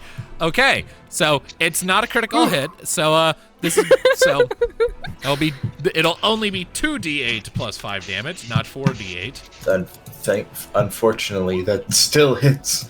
Yeah. Okay. So luckily you do have temp HP to absorb some of this. So you will take a total of 5 points of damage. So it's not as bad as it could be. That temp HP is like kind of busted actually. I'm kind of starting to regret it, but too late now. I think it's fine. It's just the fact that it immediately re-heals. Yeah. There are subclasses that do that. Yeah. Yeah. So, fun fact, I will say, when I did up the College of Draconic Mysticism subclass in my spare time, this Dragon Song feature came from that. It's been slightly tweaked to work better for you here because you are not a bard of Draconic Mysticism. You are a lore bard, but it like you are technically inheriting a subclass feature from your mother's subclass right now because she is a bard of Draconic Mysticism. Anyways, there's still 2 attacks to be made against Minnove, so that's I am going to shield. It's still gonna hit that first one, but I'm gonna shield just in case for the second one. All right. Okay. So you are going to take a total of 11 damage from that swing. I need that Constitution save from you. Con save. Let's say it together, everybody. Con save. Con save. 20. You're good. Yay! All right. He's still going to swing again. That one's going to miss thanks to shield. So as he brings his halberd, he gives Kari a nasty little strike sort of against the chest as he staggers back, then brings it back around, swings it toward you. The first one, you shuffle forward a bit, so the shaft of the halberd as opposed to the blade crunches heavily into your shoulder, and it hurts like hell. Then he brings the halberd back up and brings it down, and as you see it flying for your face, you look up and like lift both of your hands up and like just telekinetically grab it just before it can hit you, and just hold it there for a second, hands trembling, eyes meeting this guy's as he just struggles with you for a second before you shove back with your magic and cause him to just to back up a step. I would like you to know, Commander, this is a very expensive shirt. I'm sure you can find someone to repay you in hell. Rude. Anyways, it's to the night. Is he gonna wake up yet? There's a lot going on. Is anyone else almost rooting for him at this point? Woo! Alright, yep, so he is going to awaken. I'm not. So, I mean, yeah, this is bad for us, but This is really bad for us. Screwed. alright, he is going to... You guys do have a lot going on in your favor right now, don't forget. So, he is going to emerge. That's still going to take his full turn as he kind of climbs out of bed. So, but... So guys, what I miss? Alright, so... He wakes up from a body just being thrown onto his bed. He's like, what the fuck? Yeah. So now, that brings us to the top of the turn order, and as such, we are going to go ahead and call it there for the night, with perfectly timed musical conclusion, I might add. That was perfect. So, we are still mid-battle, but we will pick it up next time. So, thank you all, ladies and gentlemen, so much for joining us for this session of Ringlight Fables. We will see you next time. Until then, take care of yourselves, keep listening, and don't be a dick. Bye-bye. You can't tell me what to do. Bye. Bye.